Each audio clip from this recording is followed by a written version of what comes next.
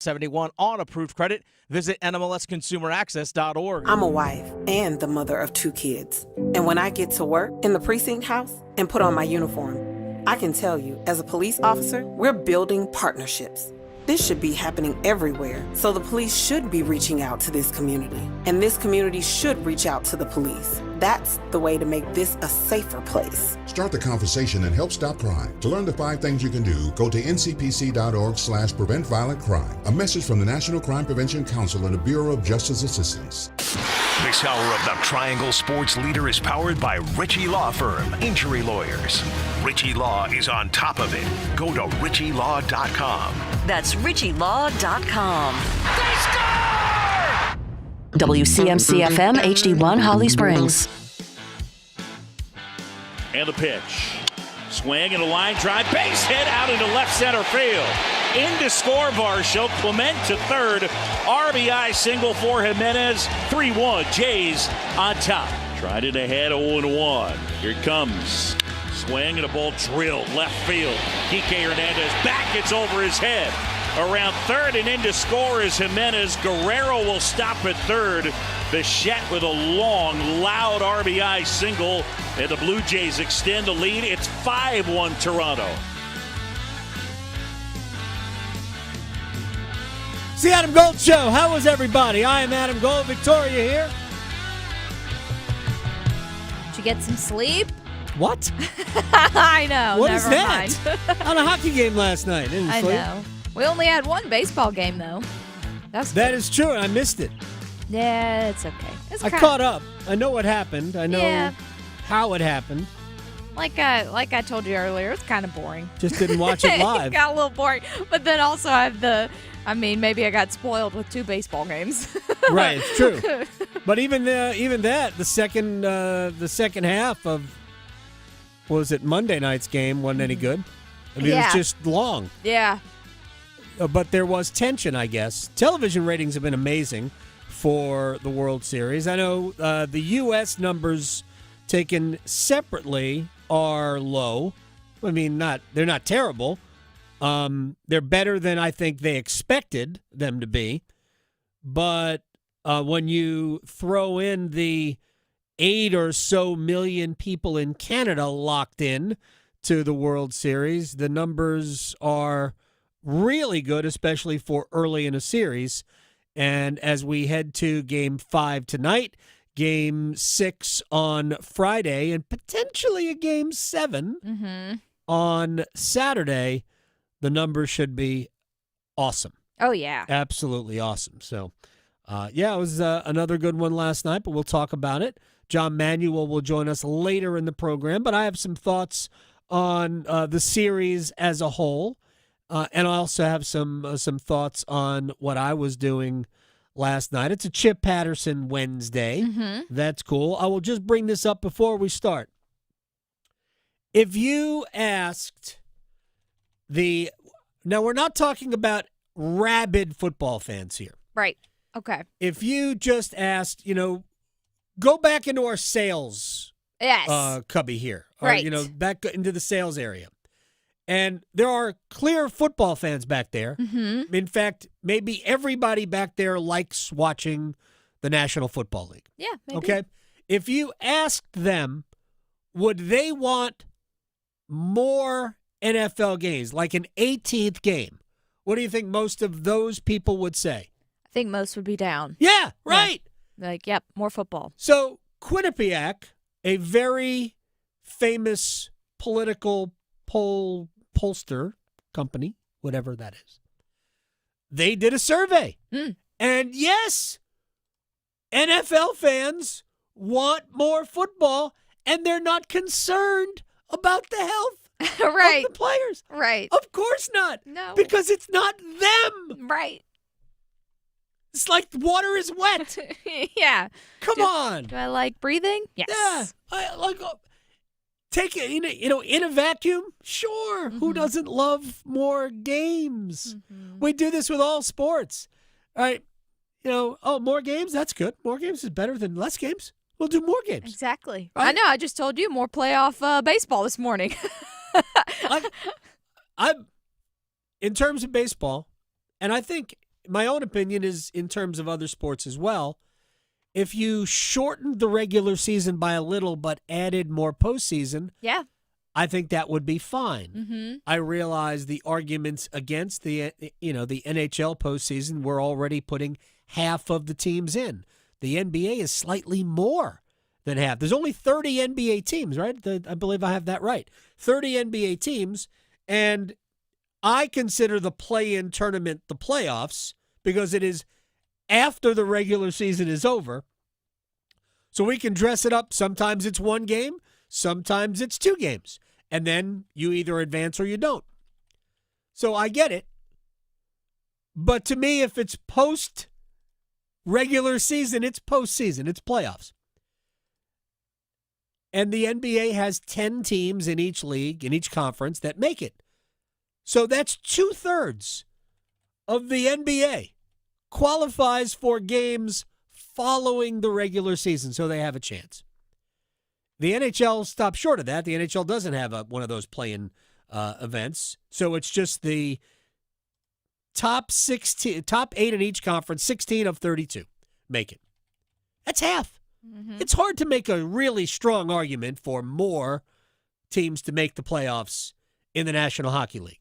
In the NFL, we are now down to, we have 14 of 32 make the playoffs. I would argue that we should go to 16 of 32. That the one bye isn't a great thing, that theoretically you're playing, you go, especially if you're good enough to have the bye.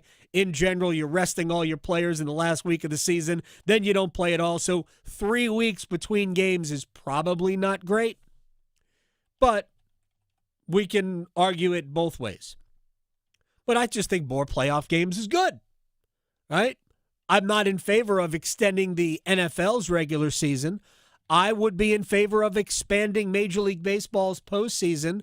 Right now, 2 teams in each league get byes. We have 30 teams in Major League Baseball, right? Is that that's the number? 30 teams in Major League Baseball. We have 2 teams in each league that get byes. I would erase those and have 16 teams. 8 teams. It was 8 teams in each league make the playoffs. So you would have 3 division winners and 5 wild cards. But nobody would get a bye. But I would also shorten the regular season by 2 weeks, by 12 games, go maybe even more. Maybe go from 162 to 144, and take 3 weeks off the regular season, and start your playoffs maybe right after Labor Day. Boom, have the regular season end Labor Day weekend. Wouldn't that be awesome? Mm-hmm. Anyway, I'm babbling, I guess, for people, but more playoffs to me are good. We love playoffs. Yeah. Get into it. It's exciting. Right? It's good for fans. We should always think what's best for fans. Yeah. We don't always. Sometimes we do. Yeah. I think Major League Baseball lately, I don't credit them a lot.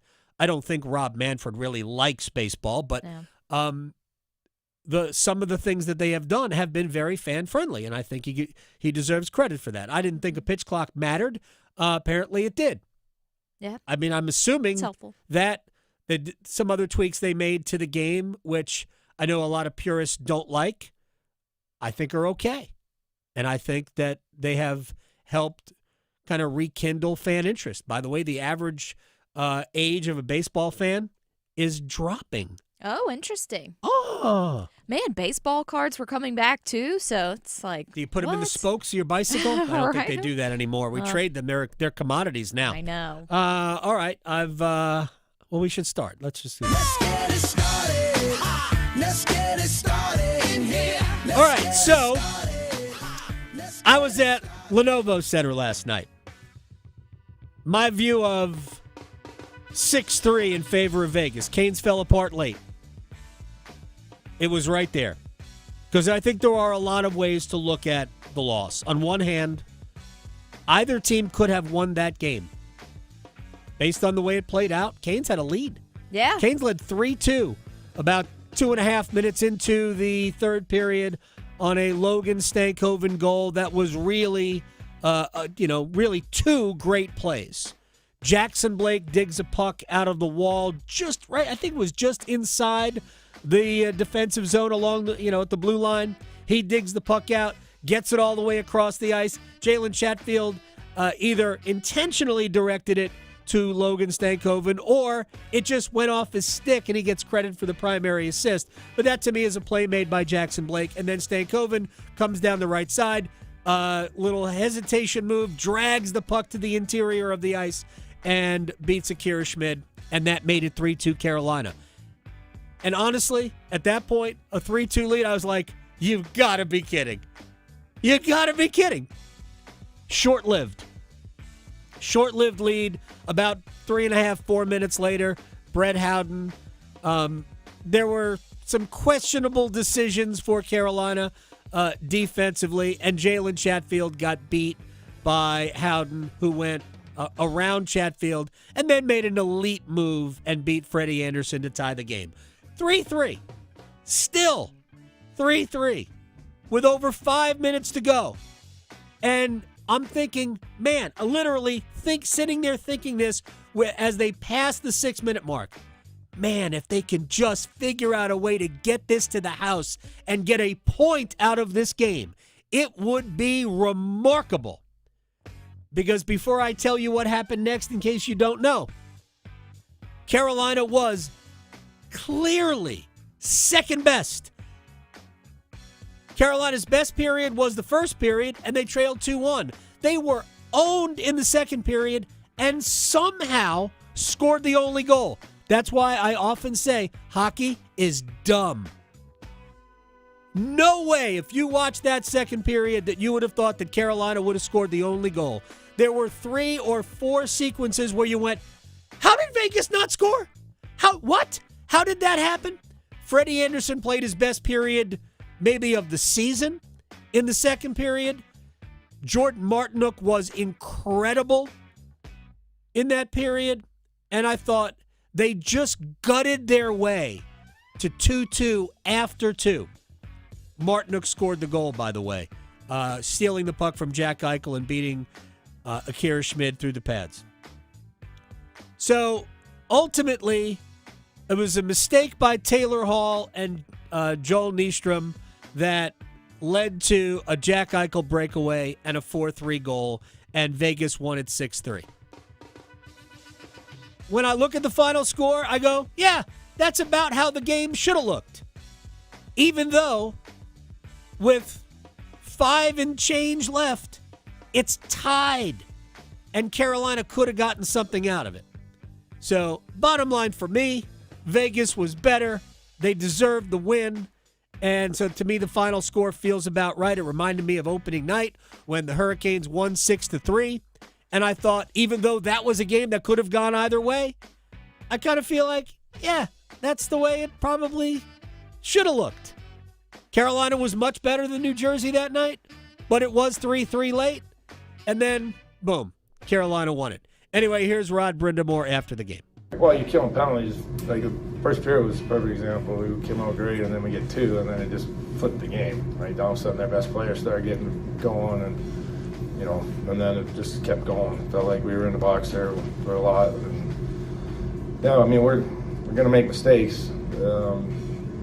Good team, they're going to force you. They knew we were playing with a lot of inexperience back there, but I thought they hung in there really well. And Burr somehow found their way in a tie game, and 5 minutes to go, we make a bad decision. And that's to your point. I don't know if that had anything to do with it. I think not really put that on there, but you got to make better decisions there. That's really the difference, especially when you know who's out, the best players are out there. They make you pay. All right, we heard the 2 reasons why I thought Carolina lost the game. First one is personnel. To me, that's the biggest factor why Carolina didn't play well. Personnel. Joel Nystrom and Dominic Fensore were in the defensive core last night. Rod explained why he played Fensore because he anticipated using him on the power play, but Carolina only got 1 power play. It lasted all of 2 seconds. Aho wins a draw. Svechnikov scores. We'll talk about the miracle that was in a second. So, but Carolina never got another power play. So the whole reason to have Fensore in as opposed to Mike Riley, the veteran, was because he wanted to use Fensore on the power play. Anyway, so that didn't work out. But no Slavin, no Miller. Canes got Shane Gostisbehere back, but lost him. So they were down to 5 defensemen, 2 of which are really minor leaguers. They're not ready for this. They're not ready for Vegas. So Carolina was down to 3 NHL defensemen. Let's be fair. One of them is Alexander Nikishin, the rookie. We're going to talk about him in a second. Sean Walker, Jalen Chatfield, Alexander Nikishin. Those were the only 3 of Carolina's top 7 defensemen who were able to play in the second and third periods. And that's where Carolina got absolutely battered. And here's Rod talking about the D-corps. Yeah, that's tough. And then we took a penalty with one of the D, so we actually had a forward playing D for a while. Like, it's not ideal, but we've been saying this for a while. It's NHL. Like, it's a tough league, and it's tough when you have a full lineup, let alone guys that are bound. But they're, it is what it is. We got to figure a way when we're in those kind of games, and we still have a chance to win. We got to make better decisions. All right, so now we get to the other part of it. By the way, also no Eric Robinson, no Will Carrier still, and it'll probably be weeks before we see either of those guys come back to the lineup. All right, how many times did we hear Rod Brindamore say we got to make better decisions? So, personnel, the number one reason why Vegas was way better than Carolina last night. And the other is, from some key players, very poor performances, and that sometimes that takes the form of poor decisions. Taylor Hall, not a good night. Bad night for Taylor Hall. It was that decision. Rod was talking about his decision to try to pass the puck behind him to Sean Walker, and that was a bad idea. With especially who's on the ice, Eichel, Barbashev, Brandon Saad, Vegas' top line. When they're on the ice, mitigate your problems. Taylor Hall dumped that puck behind the net. It wasn't just him. Joel Nystrom was on the ice. By the way, he took a puck to the face earlier in the game and was missed probably the last, missed about 11 and a half minutes of game action.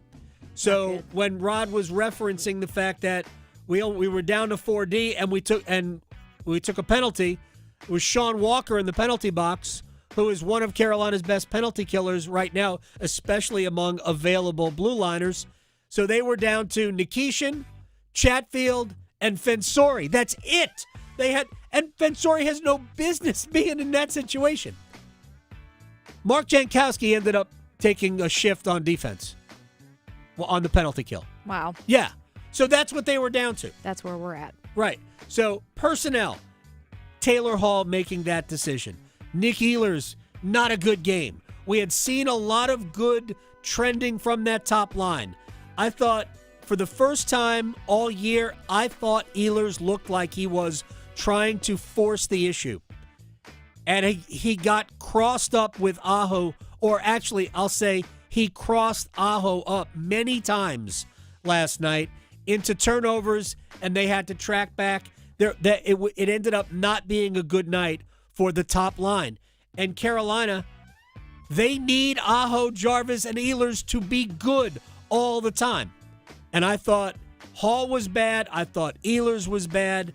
And I thought they just got so-so from Kokoniemi, from Jankowski, from Nadeau. That line, it didn't play a ton, but it also didn't do anything noticeable.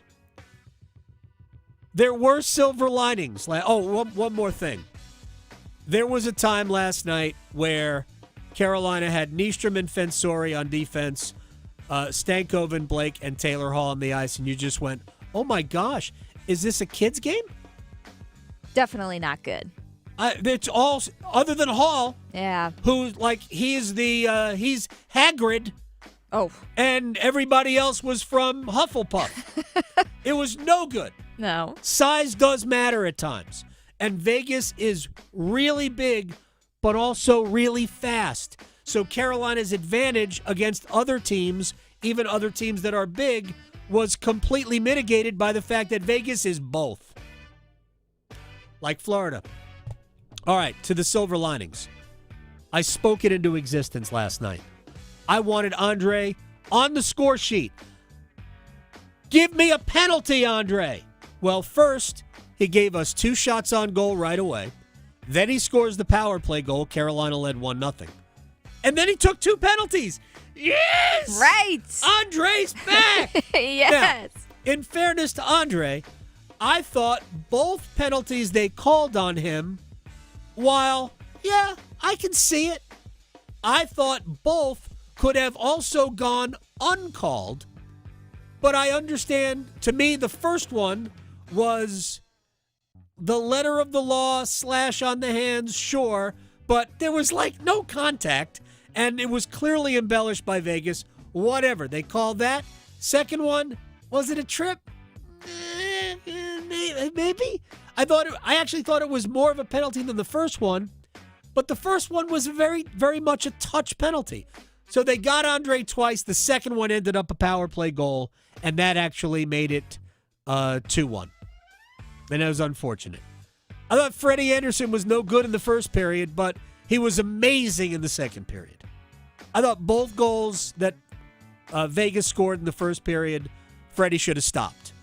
But Freddie also was ridiculous in the second period. He had help, but second period, Freddie, I'm here for that. Absolutely. So, Andrei Svechnikov, welcome to the 2025-26 season. Good to see you. Yeah, and now more of that. I talked about it on the podcast last night. Now it's time for Rod to say, Andre, I need you to go do that with better players. Not better players than Stahl and Martinook, more offensive players than Stahl and Martinook. Go be that guy. Alexander Nikishin, best game as a Hurricane. By a mile. It wasn't like he didn't make some mistakes, because I thought he did. But he played 27-33. Wow. He played, nearly half the game. That is good. And he was physical. He was aggressive. He was noticeable all the time. Mm-hmm. And if his stick didn't break 2 or 3 other times, who knows what would have happened with some of the shot attempts. Nice. But I thought Alexander Nikishin was very good. Wonder if he learned more English. I have Forecheck. no idea. Bring pressure. I like game. Yeah. But Martinook was also great last night. So there was some good to take out of it, but ultimately Carolina didn't get anything out of it. Would have been nice to steal a point from that game because they were not very good. Third straight game where Carolina was outshot by the opposition. The last time that happened was the 2021-22 season. Wow. Yes. 3 straight times. Wow. They've only been outshot in consecutive games 3 times in the last 3 years. Total in the last 3 years. Wow. 3's Exactly. not their lucky number. I don't know. Anyway, it was the right result if you were looking at it that way. We are going to head back to Toronto. World Series game number 6 will be played on Friday, but before we get there, we have to get to World Series game number 5, which will be tonight. The only thing we don't know about game 6, which team will have a chance to close it out. Jays got to Shohei Ohtani. They held him hitless in the game. He walked to lead off and then was handled the rest of the way. Toronto evens the series 2-2. Here's Dodgers manager Dave Roberts. We knew it was going to be a great series. This team is talented. They're resilient. Talking about the Blue Jays, and they came back fighting. Caught an early lead, and Bieber, does what he does and used the cutter, spun us, minimized damage, limited traffic, and we really didn't get a whole lot of good swings. And conversely, you see these guys grinding and using the whole field and putting some hits together. And obviously, the homer by Vlad and, that 7th inning, they built an inning right there, and we just didn't have an answer. So I think the takeaway is we saw Yasevich not too long ago, and so that's certainly information that we're going to use and expect Blake Snell to be better than he was in game 1. Yeah, it'll be the same pitching matchup we had in Game 1 where the Blue Jays got out in front of the series. Blake Snell for L.A., Trey Savage for Toronto. We'll talk about that in a sec. But back to Ohtani and Vlad Guerrero. It's funny. Ohtani is, to me, he is an alien. I'm like Men in Black alien stuff. He is, yeah. So, and if you look at his performance in this postseason, the only thing that doesn't jump out to you as awesome is his batting average, which is not high. He spent a little bit of this postseason in a mini slump. And then, of course, he exploded against Milwaukee in Game 4. He's got 7 home runs and 14 runs batted in. Vladimir Guerrero Jr. is also a character from Men in Black. He is hitting 4. I want to read the numbers because they are gargantuan. He is hitting .419. His on-base percentage is .500. His slugging percentage is .806. He's got 7. Ohtani's got 8 home runs. Vlad's got 7 home runs and 14 runs batted in. He has been amazing. He has also only struck out 5 times. He puts the ball in play. Yeah, that's impressive. He is amazing. And it's hard not to root for him because he wants to win a ring for his dad. Yes. Oh, look, he is a great player. I love the fact that I watched all of his dad's career, and now I'm watching all of his career. Make me feel older. I dare you.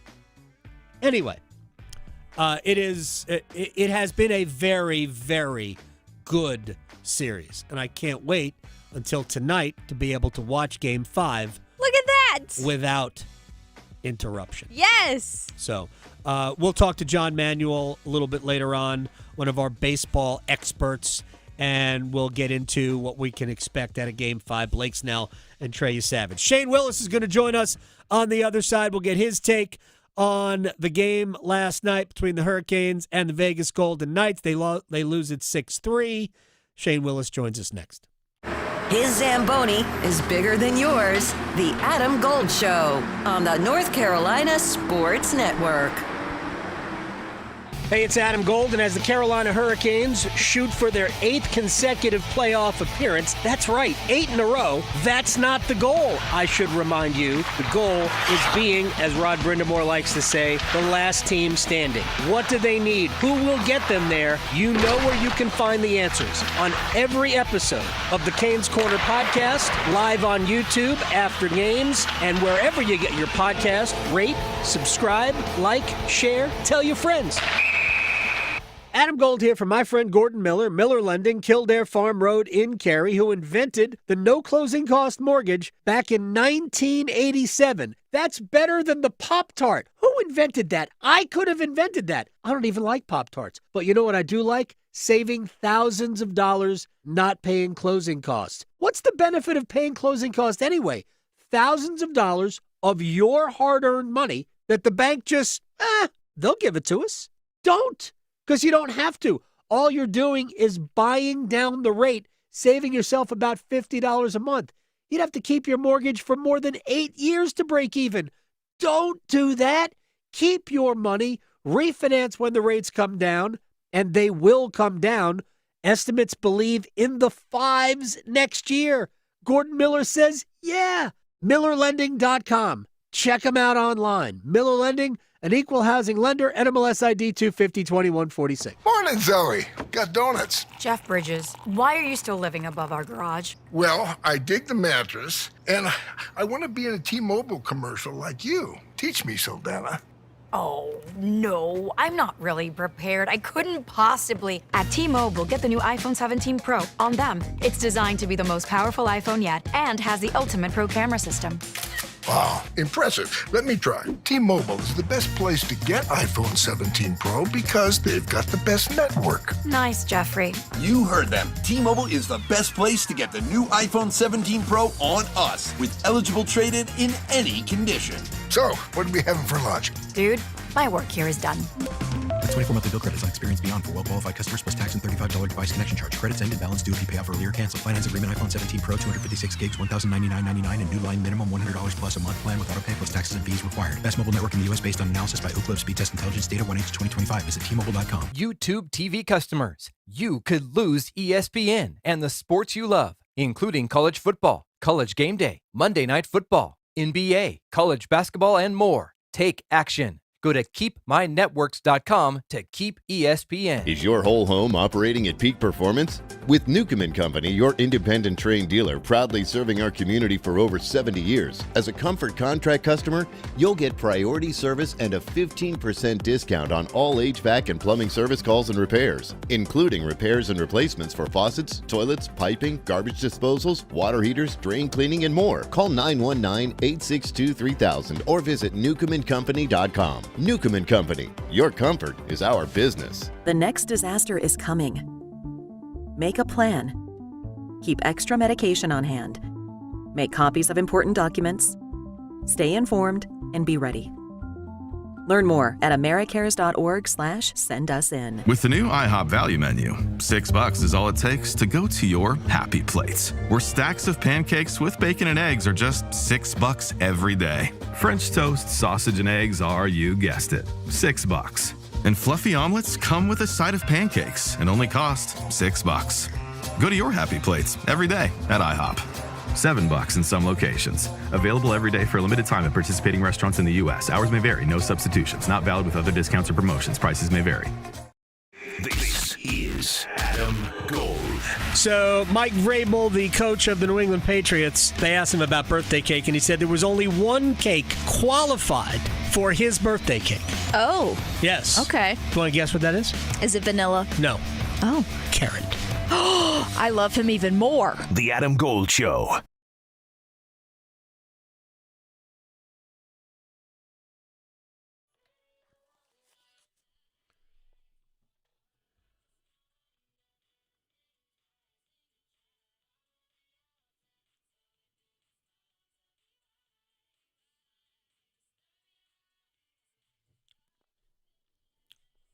It's the Adam Gold Show. I am Adam Gold.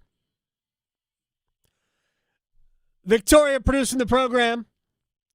We'll hook up with Shane Willis in just a little bit. Let me just, while I have a couple of seconds here, just kind of expand on what I was going to get to with regards to the World Series, the game tonight, Game 5 tonight. We are going to see the same pitching matchup we saw in Game 1. Blake Snell for L.A., who's had an incredible postseason, is an incredible pitcher, so nobody should be surprised. And Trey Savage, who, this is the beauty of not really being dialed in to all the teams day-to-day during the season, in that I had not realized the guy had made like 3 big league starts, maybe 4 big league starts. That's it? Before the postseason? And he's doing this? That is amazing. So even more power to what we've seen from Trey Savage, the pride of East Carolina. So I thought it was really good in the first inning in Game 1. And then, as John Smoltz pointed out in the broadcast, you could tell didn't have great fastball. And they talked about this in that for the first time since coming to the big leagues, he had to work on what would be considered regular rest, 4 days rest. Normally, in a 5-man pitching rotation, not that many teams have 5-man pitching rotations anymore because there are so many bullpen games. But in a normal 5-man pitching rotation, because baseball is often played every day, you will pitch every 5th day, which means that you get 4 days of rest. That is regular rest in big league baseball. It's different. It's one of the reasons why many times pitchers coming from Japan or Korea to the U.S. struggle because they basically pitch once a week. It's more than 5 days in a week. And I'm not talking about weekdays, right? So it becomes an adjustment period. How do these guys adjust to pitching every 5th day as opposed to every 7th or 8th day? And in the postseason, if you look at the time between starts, he had 7 days off between his first and second starts in the postseason. And then he had 6 days off and 5 days off between 3 and 4, which was game 1. It was 4 days rest. And he didn't have the same velocity. His split finger, his slider didn't have the same bite, although he threw a great split finger fastball to Ohtani in the first inning of game 1 and struck him out. But other than that, it wasn't the same, lively stuff he had in his other starts. Could that have been because he was going on 4 days rest? Maybe. We'll find out tonight when he goes on 4 days rest again.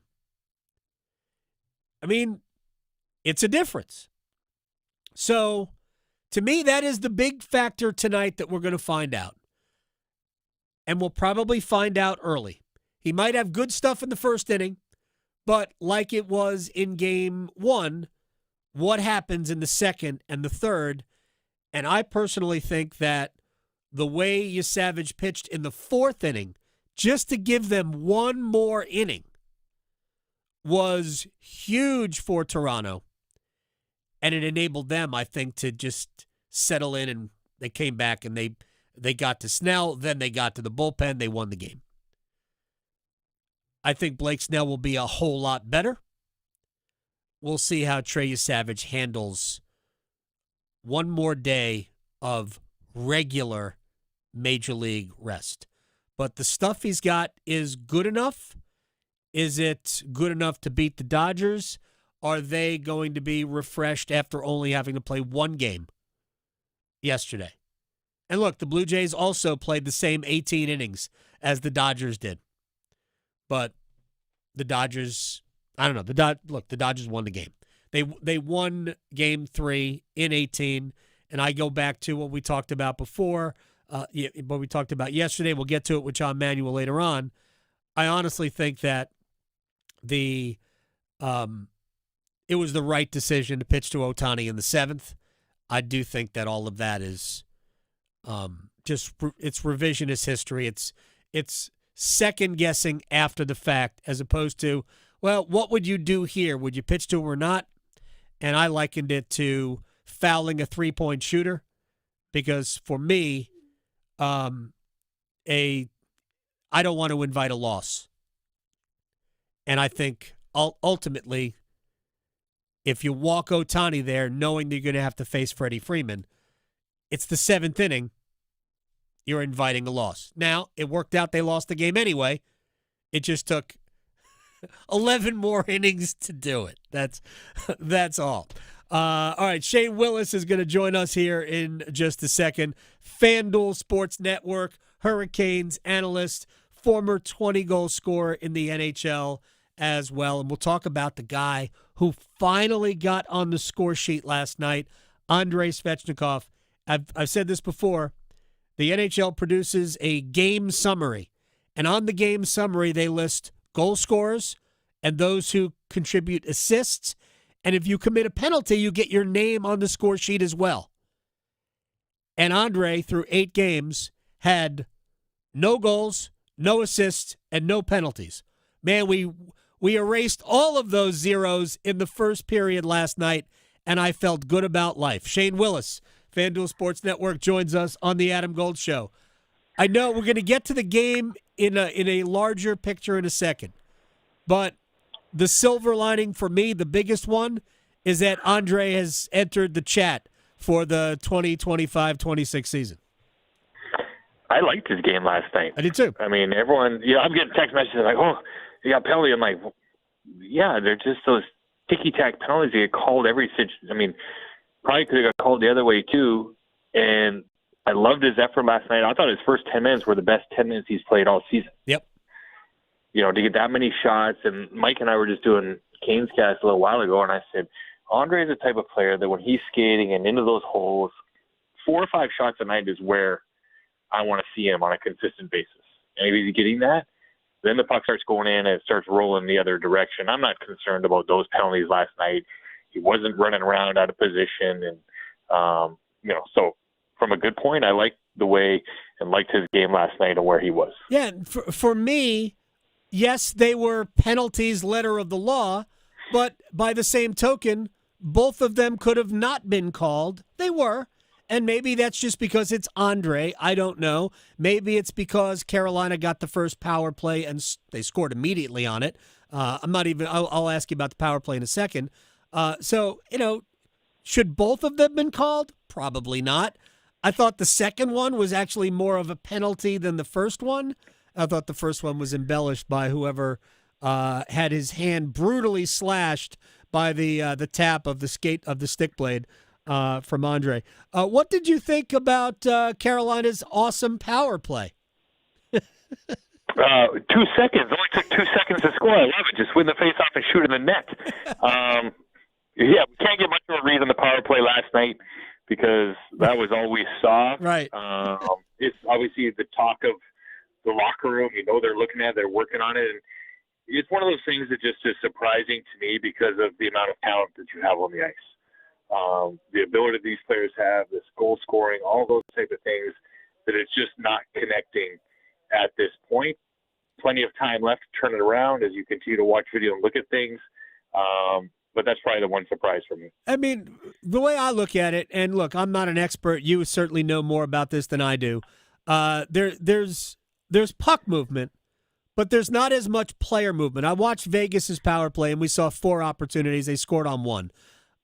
There's just so much player movement for them. You never know where Mitch Marner or Jack Eichel or Pavel Dorofeev, you just never know where they're going to show up. They move throughout the offensive zone so much. And I don't believe that it's taught to be stagnant. So I just think that it's maybe the players, they just need to. I have no idea, but that to me is the biggest difference. Yeah, they definitely have a ton of movement in their power play. You could argue the fact if you watch the Caps power play, they don't move at all because they just got the shooters off the side. They're just trying to find a seam and they're unloading, right? Which is a little bit more of a simple play. But to me, when I watch the Canes, the puck movement's around, and you just kind of want somebody to take the reins and rip it, right, and continue to shoot and continue to kind of almost go back to our theme last year, cause chaos, right?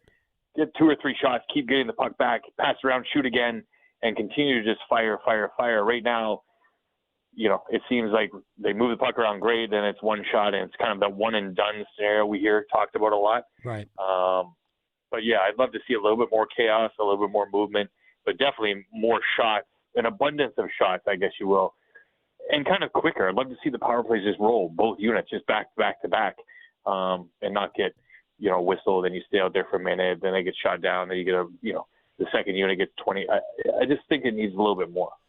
Shane Willis is joining us here on the Adam Gold Show. A couple of more minutes.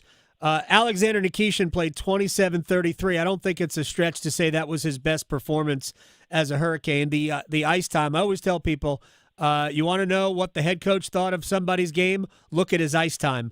And I mean, it didn't have to be Alexander Nikishin playing 27-33. Could have been Sean Walker playing that because he's done that already this year. But I thought that was the best he's played. I agree. I think there's still, the young guy mistakes that he's going to make. But I think the conversation he's been having with Tim Gleason is everyone who comes in wants to play more. He's like, play me more. And, obviously circumstances last night initiates that with, the injuries in and out, right, and then the penalties. But playing that amount of ice time, as I've always said from a player standpoint, it's hard to get better if you're sitting on the bench. So being thrown into a game like that against a very strong Western opponent in Vegas allows him to continue to gain that speed and knowledge of the NHL.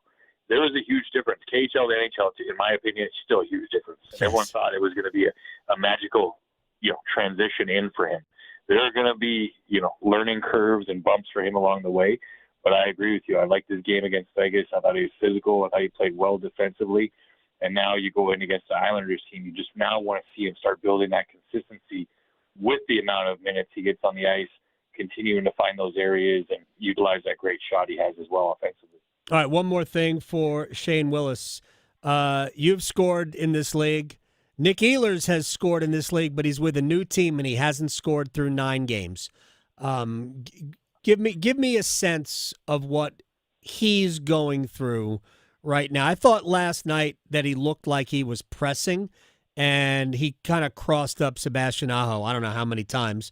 Certainly 2 or 3 that led to turnovers and just loss of possession, even if it wasn't dangerous the other way. That line's got to be more dangerous. Yeah, that's the sense I had for the whole team last night as I watched in the corner and it was tied and they had the lead. I still didn't like the feel. I thought all of them to a whole were, forcing plays and not just, putting it to their strengths. And there were shifts when you saw what Rod Brennamore wants to see, but then it was just a little bit too loose with what they were doing with the puck, with the way they were managing and things like that. And for a player like Ehlers, I looked at his stats last night before the game and talking on FanDuel in the pregame show. Same number of shots right now he has compared to last year through 8 games. So I'm not really concerned about that. I think the line continues to build chemistry, and he's such a great playmaker. I think that's one thing probably that stood out to me the most. Coming in, I think everyone thought about goals and scoring, but didn't maybe realize how good of a playmaker he was. Was he a little bit off last night? Sure. Was the line a little bit off? Sure. But I still like the creativity of that line and what he brings to those two. And eventually he's going to flip back. Someone's going to find him. He's going to score one, and he'll have 2 or 3 on the score sheet. I think that line is too dynamic for him not to have a goal sooner than later. But he is a playmaker, so I'm not concerned about that. I love the way he possesses the puck, but agree with you. His game, along with a few others, was a little too loose last night and not responsible enough with the puck. Yes, we will leave Taylor Hall alone for the rest of the day. Shane Willis, Hurricanes color analyst, FanDuel Sportsnet. I'll see you at the rink tomorrow. Big game against Matthew Schaefer and the Islanders. I can't wait to watch that kid. I think the youngest player in the league, and he is absolutely killing it with New York. Yeah, he's been dynamic for the Islanders. They suffered a tough loss last night in Boston after having a solid run at home, but he is really dynamic. Bo Horvat is red hot right now with his stick shooting pucks in the back of the net, so it's going to be a tough test. And, Vegas leaves, you're not really concerned about the West, but a Metro Division rival coming in, you want 2 points and kind of to right the ship after 2 straight losses. Shane Willis, my friend, I appreciate your time. I'll see you later. Thanks, Adam. You got it. Shane Willis here on the Adam Gold Show. When we come back, one-timer, like Andre, one-timer right off the face-off in the power play. That'll be me, only I can't skate. Next. Because your fantasy football team needs all the help it can get, the Adam Gold Show on the North Carolina Sports Network. The Medicare open enrollment period runs through December 7th. This is your annual opportunity to review your Medicare health plan or Medicare prescription drug plan and make sure you're getting the best coverage to meet your needs for the next year. Be sure to review your Medicare, your handbook, and the annual notice of change from your current plan. Visit ncshiip.com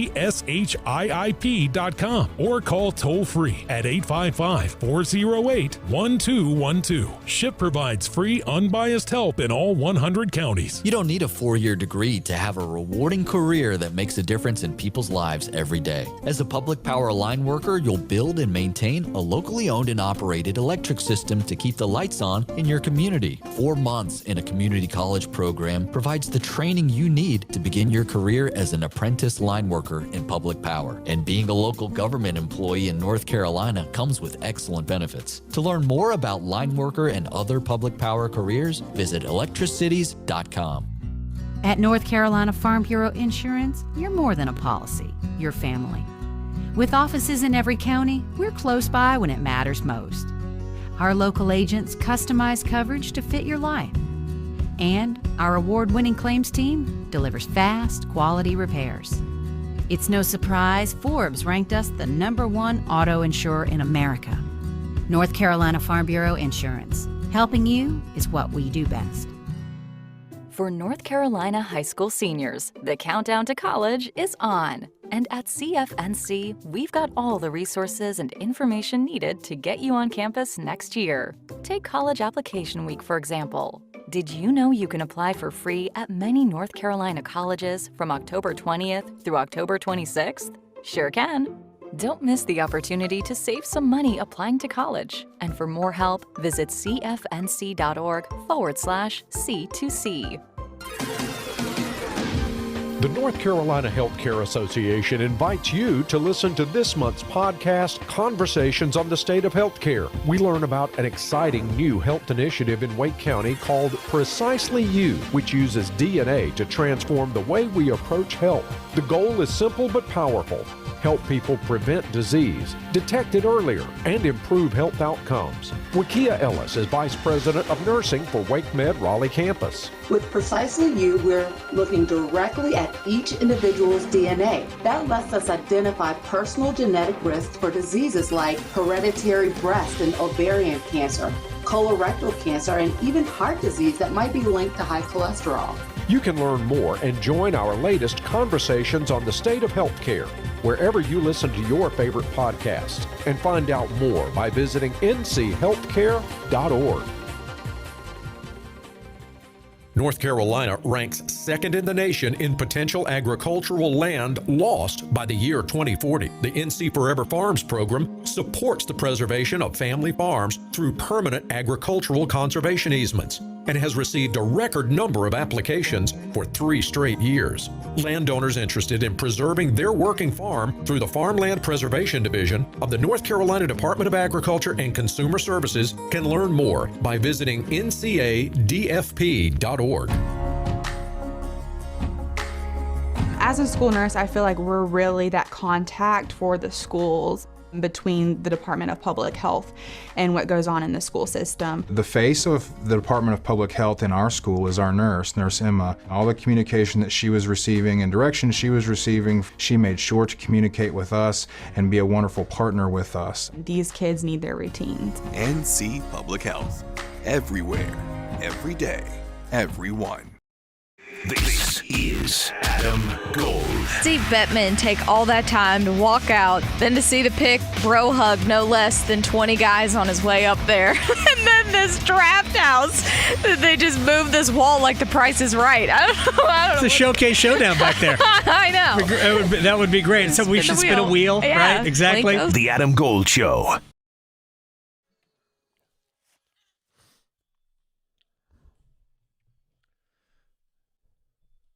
It's the Adam Gold Show. I am Adam Gold. Victoria producing the program. It's a Chip Patterson Wednesday. I know. We need to ask him if he's dressing up for Halloween, or I will before he comes on. Because, we have our pre-conversation conversations. Right. Absolutely. I haven't decided if I think what I will do on Friday, more than likely, is just come in as a very tired person. Okay. Yeah. Hurricanes play at 7:30. Yeah. On Thursday night. Will we ever have a game at 7 o'clock again? That's a good question. And the first game was 7:30. Mm-hmm. Second game, the Saturday game against Philly, was 7 o'clock. Mm-hmm. I mean, they could have done that at any time. I'd have been fine. Yeah. But that's the one we're going to have at the normal time. Mm-hmm. And then we haven't played a 7 o'clock game since. Nope. It was 6:30 yesterday. I was okay with the earlier time. Mm-hmm. But whatever. That's rare. Come on. Yeah. All right, one-timers. Okay, so as we've said, you can leave it on YouTube or Twitter to ask these questions, but kicking things off, a lot of Carolina Hurricanes questions, obviously. What do the Hurricanes need to do to get back on track, and will this lighter 5-game stretch help them recover? I mean, yeah, Vegas might be the best team in the West, to be honest. I think Vegas is better than Colorado. Mm-hmm. I didn't see the Dallas game, so I can't compare them to Dallas. But I know what I watched from Dallas last year, and I think Vegas is better. Mm-hmm. The only thing that Vegas doesn't have that Dallas does theoretically is top-notch goaltending. I think Vegas's goaltending is good enough.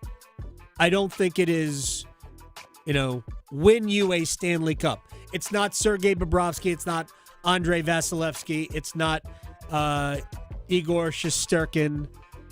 I think their goaltending is good enough. Akira Schmidt is not, but Aiden Hill is good enough when he's healthy, and he's not healthy right now. But I think Vegas has all of it. They're fast. That's the thing that got me. Carolina can't use their quickness on Vegas because Vegas is just as quick, and they're big. So the answer is it should. Well, next up, kind of straying from the Canes.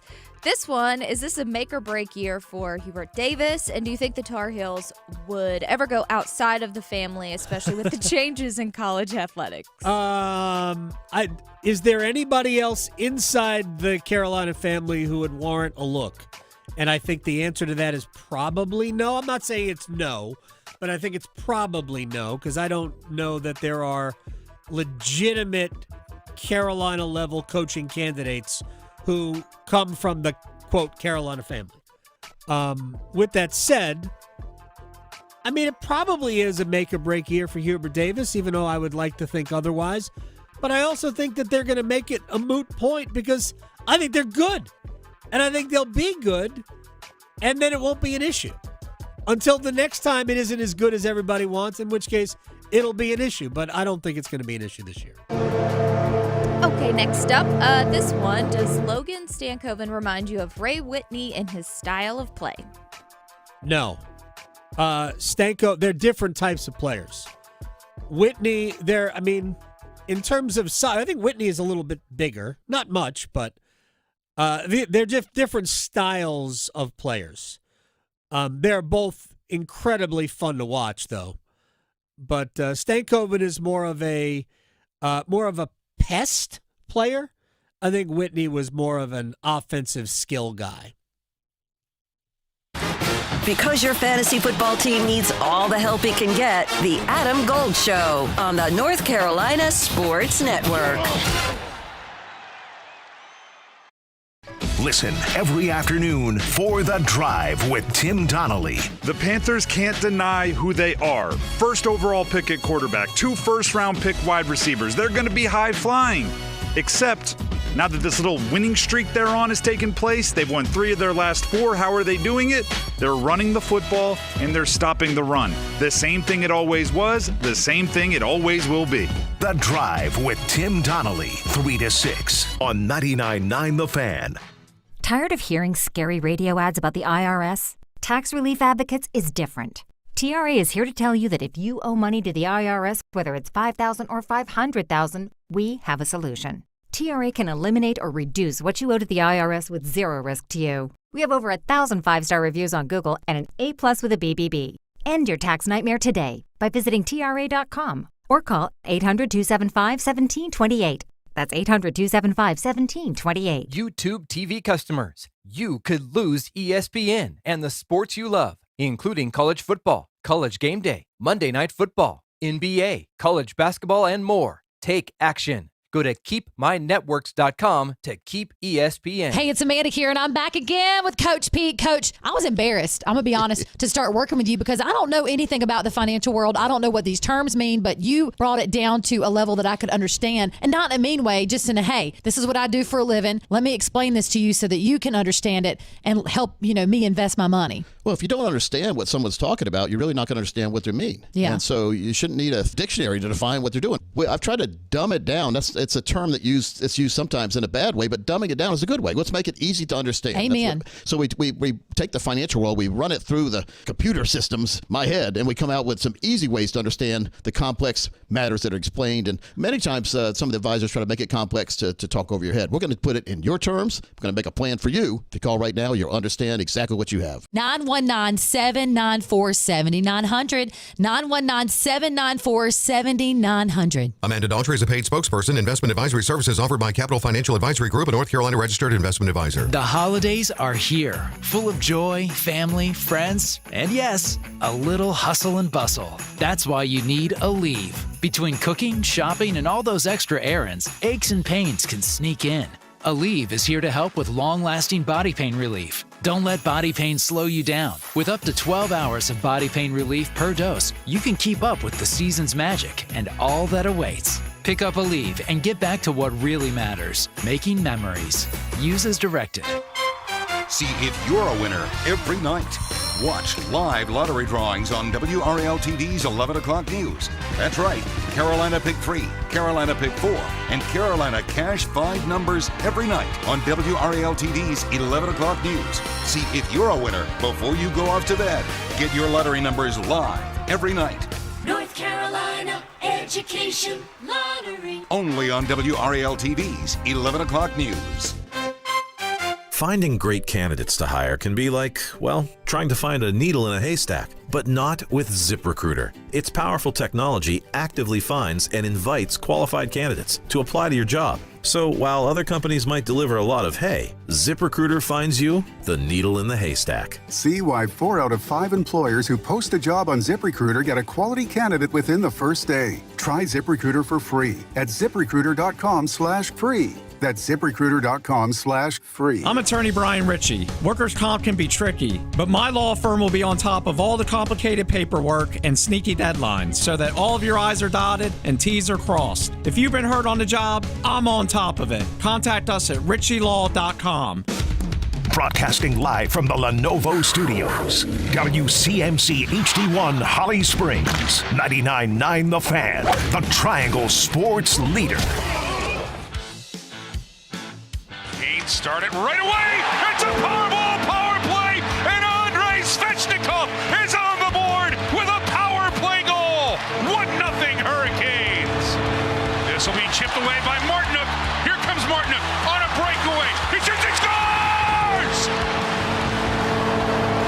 Jordan Martinook has tied this one at 2 with his first of the season. It's the Adam Gold Show. I am Adam Gold. Victoria producing the program. I can tell you right now, tomorrow, I am selecting Jordan Martinook as an anytime goal scorer. Okay. His history is he scores goals in bunches. I see. So probably for the next 5 or 6 or so games, we'll throw a shekel. He has or like two heat waves. at Martinook for anytime goal scores.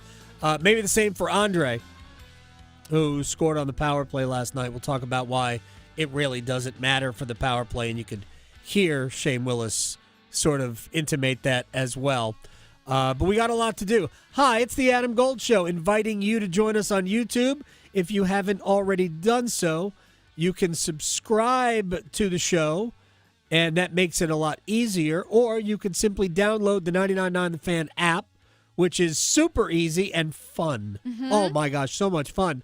And then you could just push a button and watch us on YouTube. Look at my pictures on it for some reason. Yeah. So I'm Adam Gold. That's Victoria. We're here Monday through Friday, noon to 3, unless we're not. Unless it's the holidays, because that's happening soon. What? I know. It snuck up. It always sneaks up. I saw yesterday, 2 days ago. Yeah.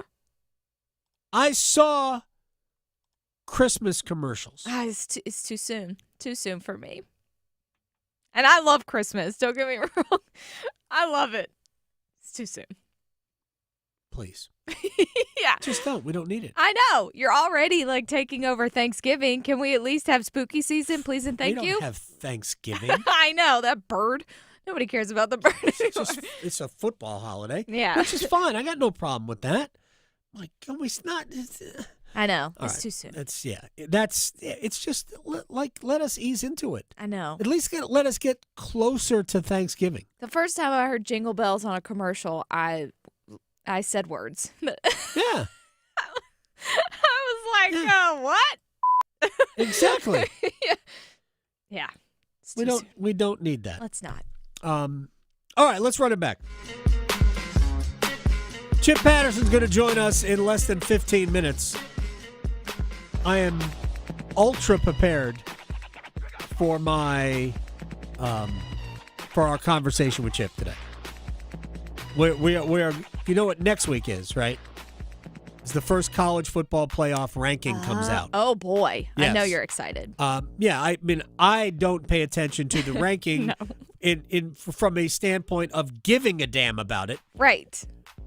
I am curious, and I have never asked Chip this, how much importance does he place on it? Or does he simply look at it as content, stuff that people are going to get mad about? Therefore, good for us. Yes. And honestly, that's how I look at it. So we'll talk about that as well. All right. Now, to last night. Two good things. There was nothing really good about the outcome. Obviously, Carolina lost. And doesn't make a difference how well you play when you lose. If you're a team like Carolina, it's the results are the only thing that matter. So it didn't matter that for the most part, as Carolina went 5-0 to start the season, didn't really matter that the Hurricanes played one really good game start to finish. That was against New Jersey. They made some mistakes in it, and it ended up in their net. But they were clearly the better team between two teams that I believe will be among the best in the Eastern Conference, Carolina and New Jersey. So, but nobody cares. All they know is 5-0-0.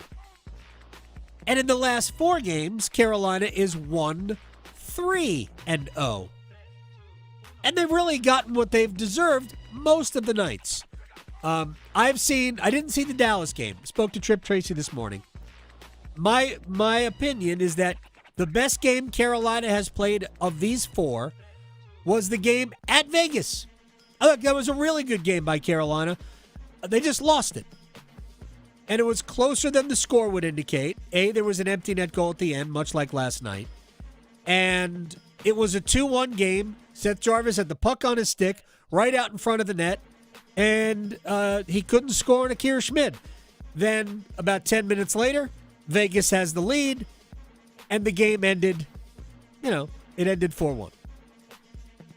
Tripp thought that the best game they had played of this 4 was in Dallas.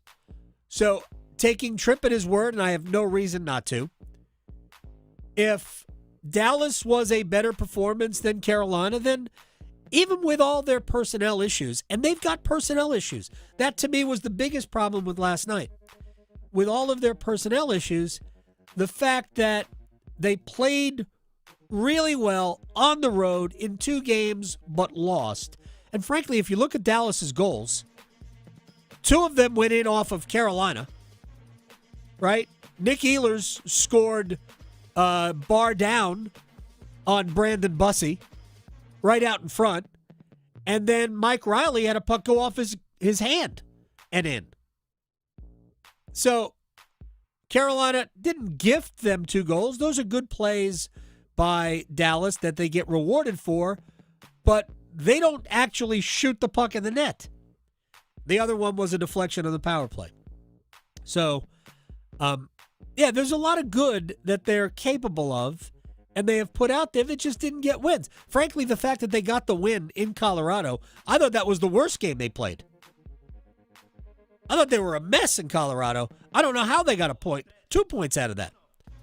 It would have been nice to steal one last night. They just didn't do it. Real quick about Andrei Svechnikov. 2 best things we saw last night. Alexander Nikishin playing really well, and Andrei Svechnikov showing up. He had no goals, no assists, no penalties. We're usually good for at least every other game. Why did you do that? And we had none of that. And Andre gave us the power play goal. And he got his name on the score sheet 2 more times with penalties. And I'm not mad. In order for Carolina to get the most out of this team, they need Andre to be on the score sheet. They need him to be noticeable. And I thought he was noticeable last night. In a good way. Not even in a bad way. In a good way. I don't even bang him for the 2 penalties because I thought they were both kind of soft penalties. Letter of the law, both, yes. You can go to the box for that. But the exact same game, play that game in June between these 2 teams, neither of those are called. neither. The standard is raised, and neither of those merited penalties in a playoff-type game. As for the power play goal, yeah, I mean, it's a power play goal. Doesn't solve any of the problems of the power play, but at least it's a power play goal. And maybe the fact that they scored, they went 1 for 1, maybe that will matter. But they didn't have to set up. They didn't have to pass it around. They didn't have to enter the zone. It was none of the things you want your power play to do. Aho won a face-off. He won it right to Svetch. Svetch shot and scored. Done. We're done. Bump up shift. That's really all that happened. So, and I talked about this last night on the podcast. It's a power play goal, but you don't really get credit for it. I mean, you do statistically, but in the real world, still got to see a power play do something. My contention is player movement. I want some people behind the net. Somebody's got to be behind the net, make the defense react low to high, and but I look at it very, very, very, very differently maybe than some others. I don't think they need a power play coach. No. Guys know what they're supposed to do. It's time to execute it. Shoot the puck. That wouldn't hurt either. All right, so I will ask this question before we break and bring in Chip Patterson. How many teams are still in the hunt for the college football playoff? We are about to have our first ranking. We've got, in most cases, 4 or 5 games left in the regular season. And then, of course, there's the conference championship weekend. So we've got 6 college football Saturdays remaining. How many teams are still in the mix to win it? I can tell you not to win the playoff, but to make the college football playoff. I can tell you right now, I think there are 4 ACC schools that are in the mix to win the conference, to play in the conference championship game, and the winner of that will go. And even though it might sound far-fetched, I think there are 4 teams that are still in the mix to be an at-large team. Obviously, 3 weeks from now, that number will no longer be 4. The SEC will have 4 or 5 until we see the final ranking. The Big Ten will get 3 in. Definitely will get 3 in. I don't think they're getting more, but I think they'll get 3. The ACC and the Big 12, we'll see if either of those leagues can get multiple teams. Chip Patterson's going to join us next. Still arguing whether hockey or golf has the tougher dress code? The Adam Gold Show on the North Carolina Sports Network. Hey, Carolina Panthers fans, it's Dennis Cox from 99.9 The Fan. For all the inside information on your team, join me and my co-host, WRAL TV's Chris Lee, for our podcast, Panthers Playbook, presented by Wake Orthopedics. In every episode, we'll keep you up to date on your Panthers, and we'll do it with access only we can provide. Locker room insight, exclusive interviews, and in-depth looks at every Panthers game. Follow and subscribe to Panthers Playbook wherever you discover your favorite podcasts, or watch on YouTube.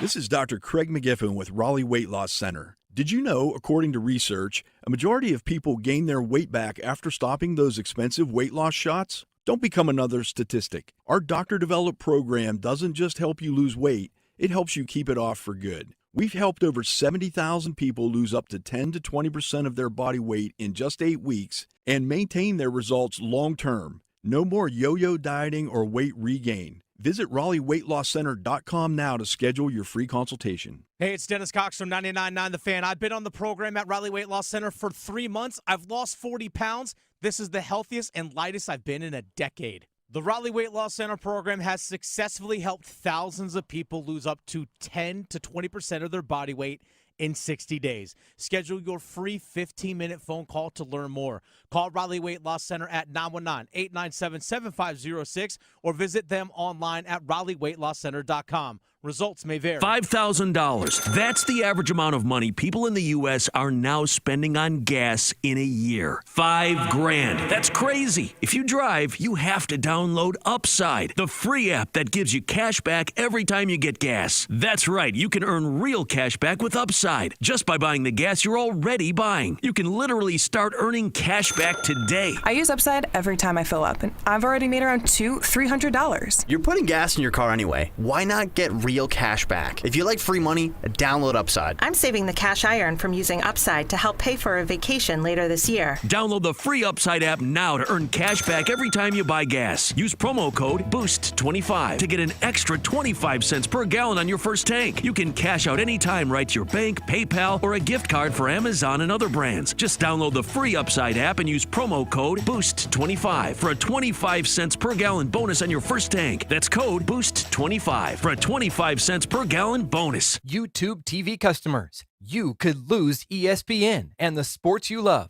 including college football, college game day, Monday Night Football, NBA, college basketball, and more. Take action. Go to keepmynetworks.com to keep ESPN. Hey, what do you say? John Forsland here for my friends at Buffalo Brothers. I travel coast to coast covering hockey. But when I'm back home, I head to my home away from home, Buffalo Brothers, for the best wings on the planet. You can't beat their specials at all 5 of their Triangle locations. Every pro football game day, you can get Miller Lite Draft for $4.50 and Blue Moon Draft for $5.50. Pet-friendly patio too. BuffBrothers.com. Aw, man, now I want wings. When it comes to mixing drugs, you may think you have a safe approach, but the bottom line is, mixing drugs is never safe. It can cause serious health problems like a heart attack or brain damage.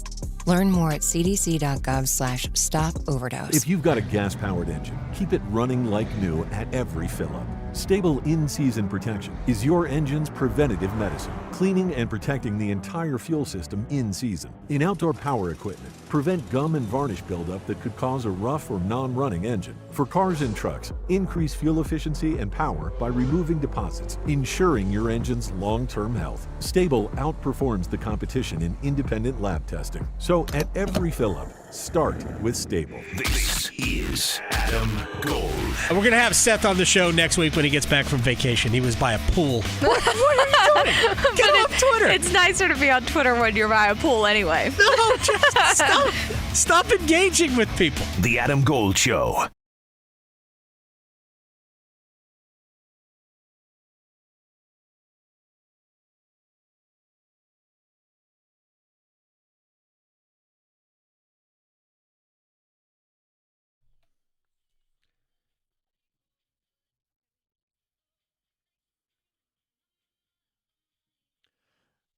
It's the Adam Gold Show. I'm Adam Gold. It is a Wednesday. Not only is it our favorite day of the week because when the day's over, it's downhill to the weekend. But Wednesdays, we get to talk with Chip Patterson, CBSSports.com, Cover 3 podcast moderator.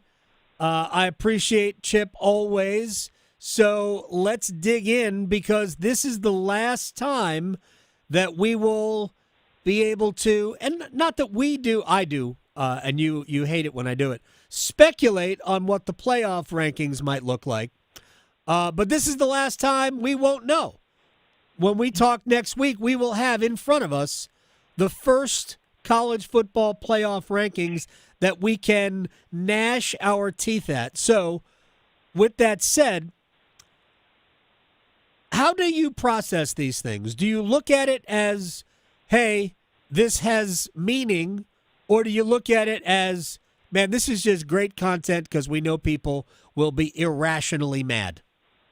No, I use it. I've experienced growth and maturity, Adam. Okay, I've tried to find, how do I maintain intellectual honesty and personal interest while also serving the needs that are there from, like, as you mentioned, a content perspective. Right.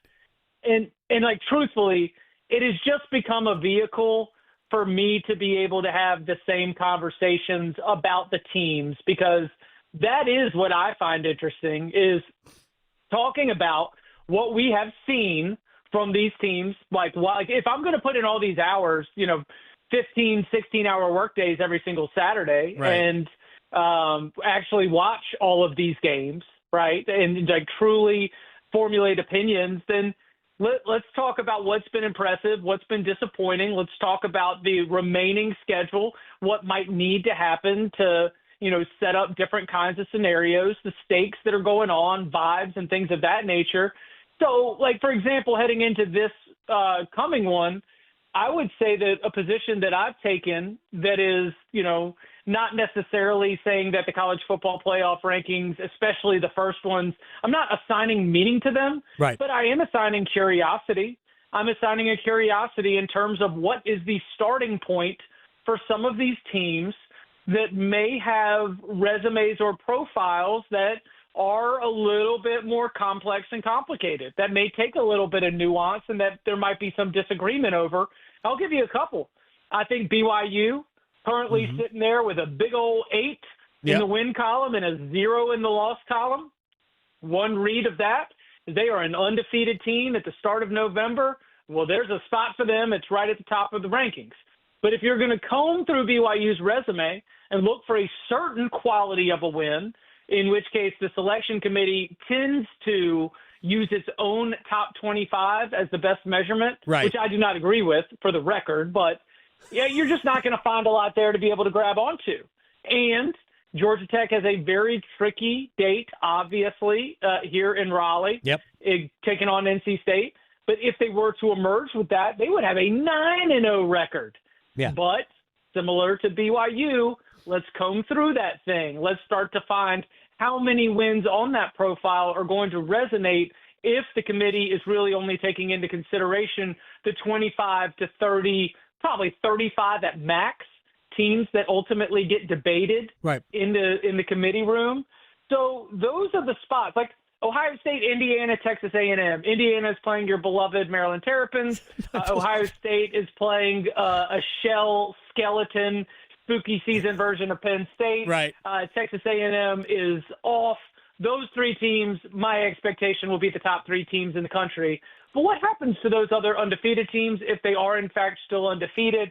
Then sort of the order of the one-loss teams are the things that I do think are interesting conversation points going into and coming out of the first committee rankings. Chip Patterson joins us every Wednesday. I want to dig into some of these things that you alluded to. First of all, when you say that you don't like that the committee uses their own rankings, I understand your point. I have always said that they will reverse engineer what they want. I believe that the committee, they take it seriously to a point. I do think that there is a very strong element of right now we are just putting on a TV show. None of these rankings have to matter. The only rankings that need to matter are the last ones. Everything here can be fudged however we want. It is just a TV show, and I do think that they will reverse engineer. We've seen it in years past where, how is that team 23rd? I know why. Because they have another team in the ranking that has no other wins except that one that are worth talking about. But we're going to make it sound better. Oh, they've got to win over a top 25 team. Based on what we felt, I do think they reverse engineer it. I don't know. Hold on. No, there are two things. Number one, let's think through this logically, okay? Right. It is not even the effort to reverse engineer it. It is an explanation for why you think that team is good. You think that team is good because you think that win is of the quality variety, and if that win is of the quality variety, then you think it's a good team. So it's like, and in terms of trying to set it up for a TV show, they're not that smart and they're not thinking that hard.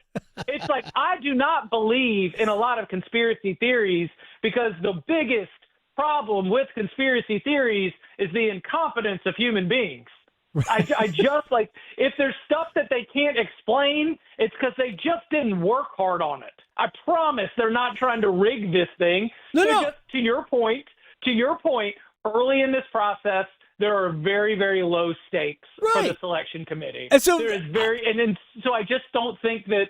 I don't think they're putting in enough thought to really even care to reverse engineer it. I just think that's the human nature of what happens when you think this team is good because they beat. It's not going to be Kentucky this year, but when you mentioned that story, what came to mind was times when we've seen Kentucky, like the good Mark Stoops Kentucky teams, right. the ones that finish 8-4, right. only with losses to good SEC teams.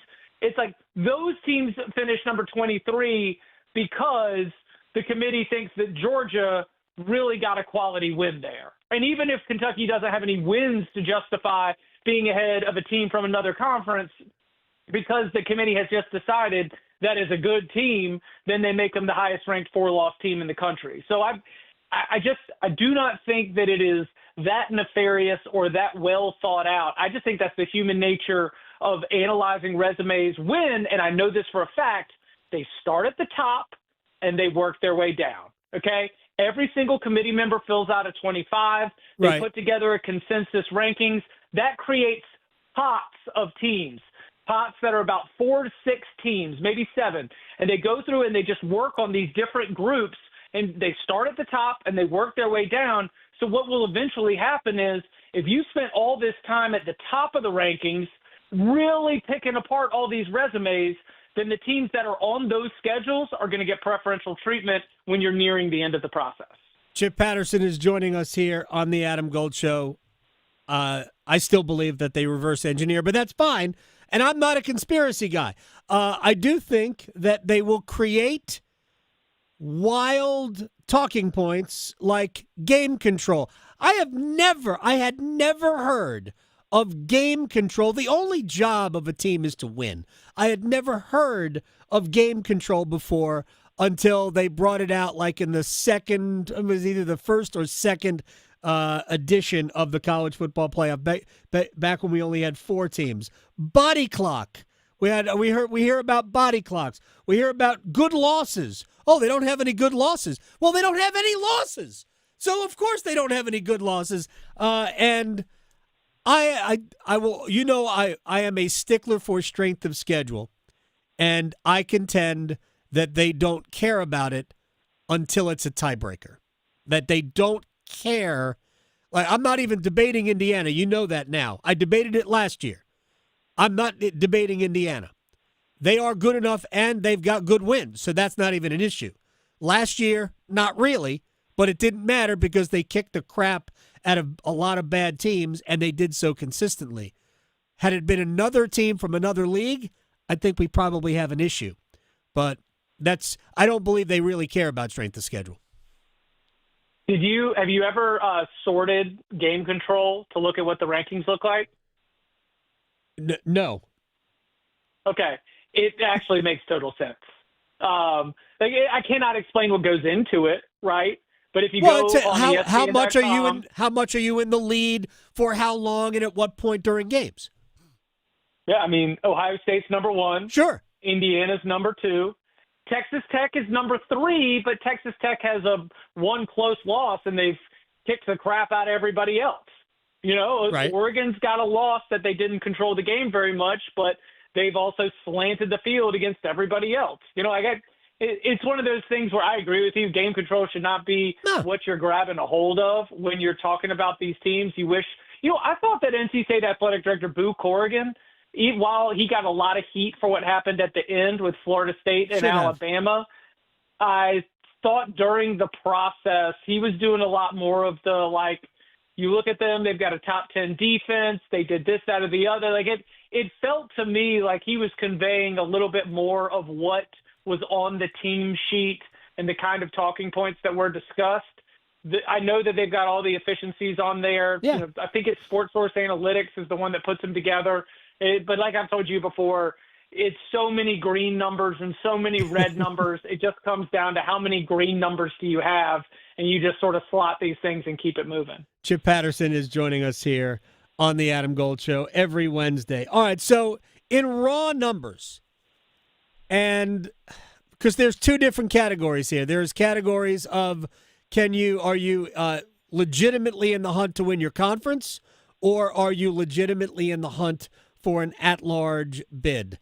How many schools do you think, or teams, I don't need to be academic about this. How many teams do you think are in the hunt for at-large bids to this? 17. That was oddly specific. Yeah, I counted it. I counted them up on Sunday, I think, and I might be off by like one or two. Right. But yeah, I was, because we were playing the game. We were saying, the game we played on Monday on the Cover 3 podcast. We borrowed the wonderful term from Seth Davis, Sharpie. We said, okay, who's Sharpie? And Bud Elliott always dialed into the odds makers and the betting side of this. His version of Sharpie was the odds makers have taken the team off the board in terms of you being able to bet on them to make the college football playoff. Gotcha. Ohio State is off the board. Indiana is off the board.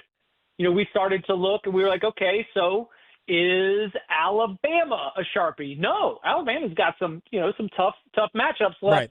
But they are, I think we had it as about 3 or 4 potential Sharpies, and then you start to get into 4 or 5 probablys, and then what is ultimately going to be about 12 teams battling for 3 spots.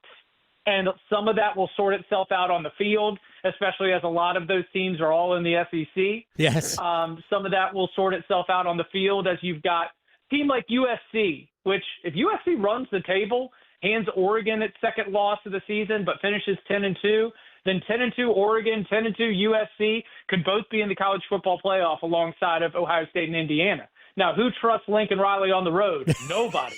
So that all of a sudden changes the math as well. But right. When I say 17, we are still including, for example, the USC Trojans in that count.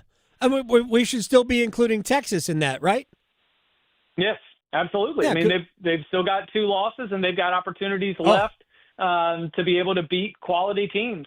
Yeah, it's interesting because what I did when I was making the list, I didn't list any 2-loss teams on my list. I listed only teams with 1 or no losses overall. And Texas shows up on a lot of those schedules in the SEC. They will host Texas A&M. They will play at Georgia, right? And they will be also they will host Vanderbilt.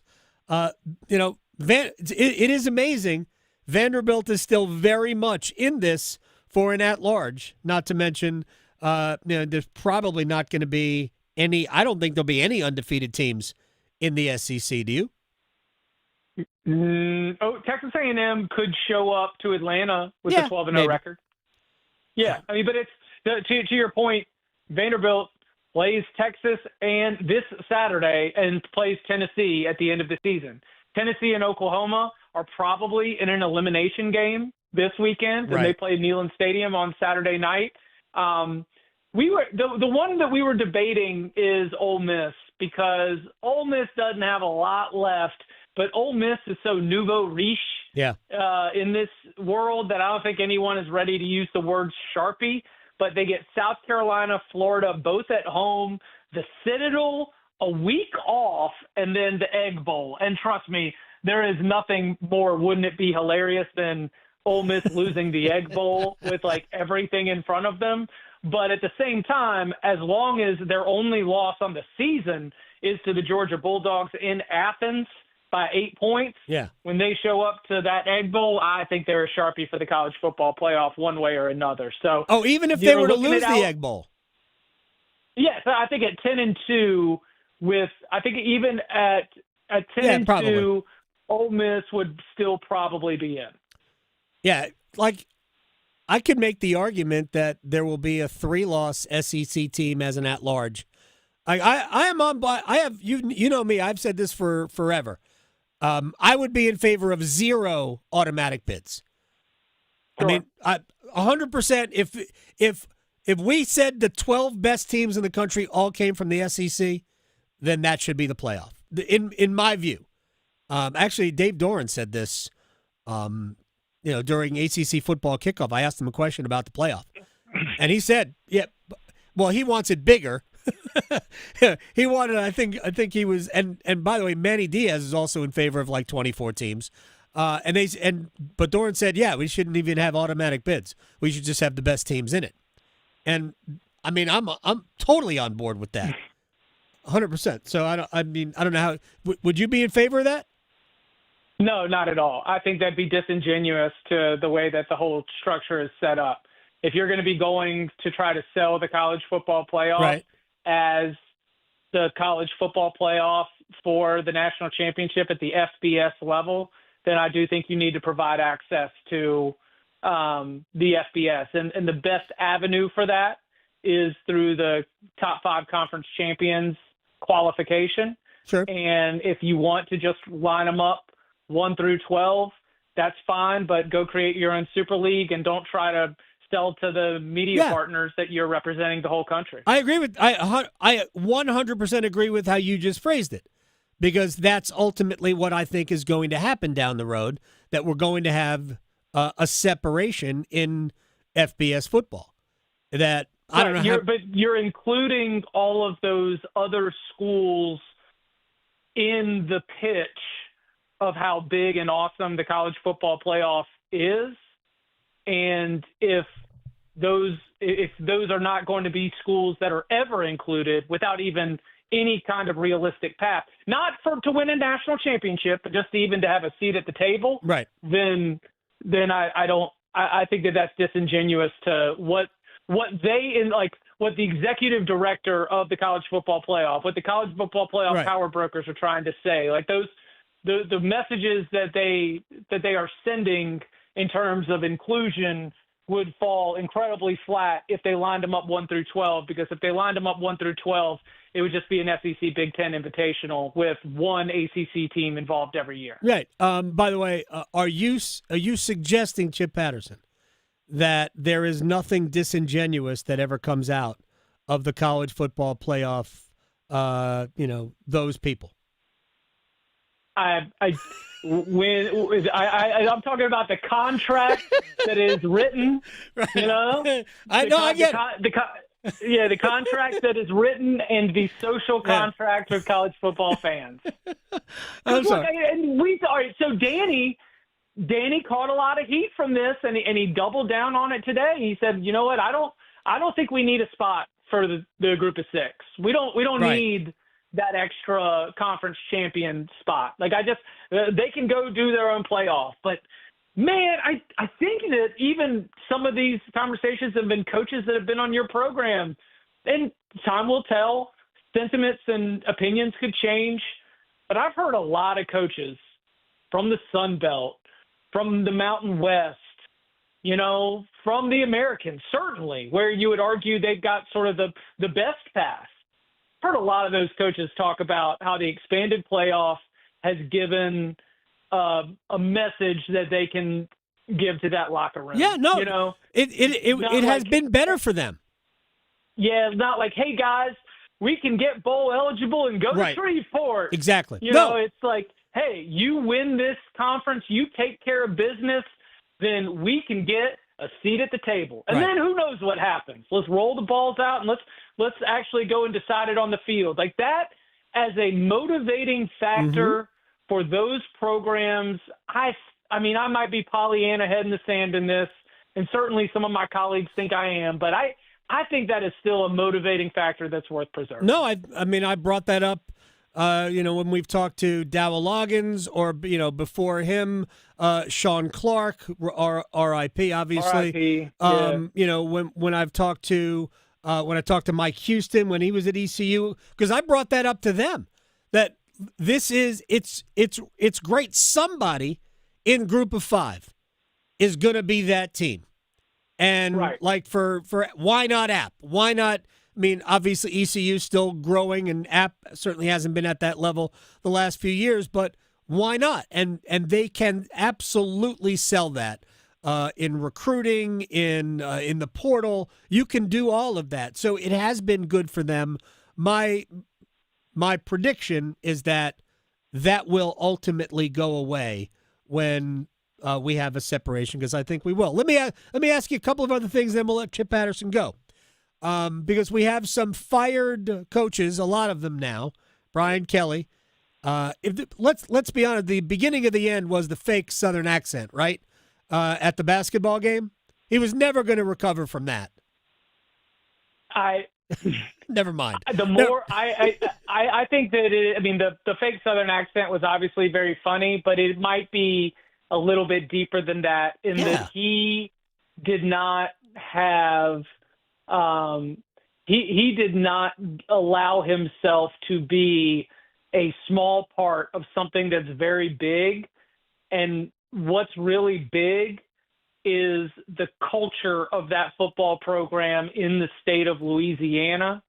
Barton Simmons has a great story. General manager at Vanderbilt, former co-host of the Cover 3 podcast. He says, you go down to the Superdome when they're having all the state championships, right? Sometimes it happens at Keenan, Carter Finley. It's like 4 games in one day, right? Yep. You know, the 1A, the 2A, the 3A, all the way through. He said almost every team there either is purple and gold or is the Tigers. Like they are just brainwashing the entire state that you are meant to go play for LSU. How about the fact that LSU and Ohio State are the only programs that have won multiple titles under multiple coaches in the 21st century, and they've both done it 3 times. I mean, there is that whole boot on the map is supposed to allow you to be successful. And from everything that we thought we knew and certainly have heard since the firing, he showed up as, I am Brian Kelly, the head coach of this program, not I get a chance to lead this great program. And the errors from there on, there were a lot of different ways that it surfaced, but that was the misstep, not understanding your place in that state. All right, final question. Who's the first of those fired coaches to get hired? James Franklin. Where? There is a lot of smoke up in the New River Valley. We'll see. Really?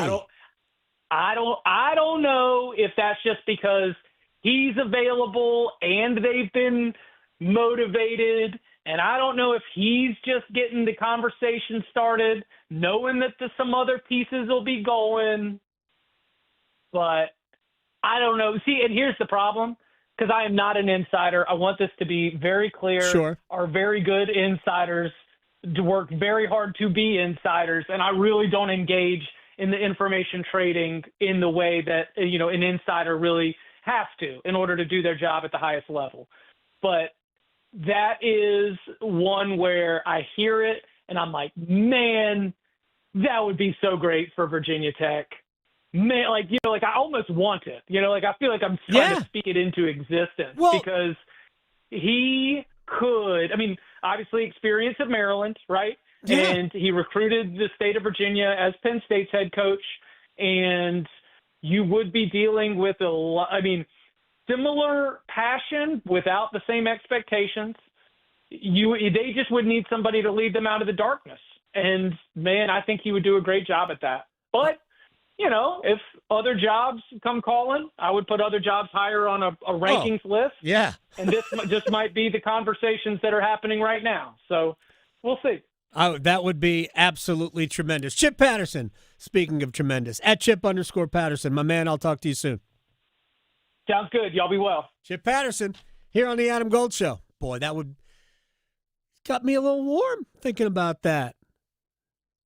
Virginia Tech. Everything is there. They need a financial commitment, which they say they're doing. They're going to do. But that's a place that deserves a winner. And the ACC needs Virginia Tech. They need Florida State. Come on, Mike. Or whoever's next.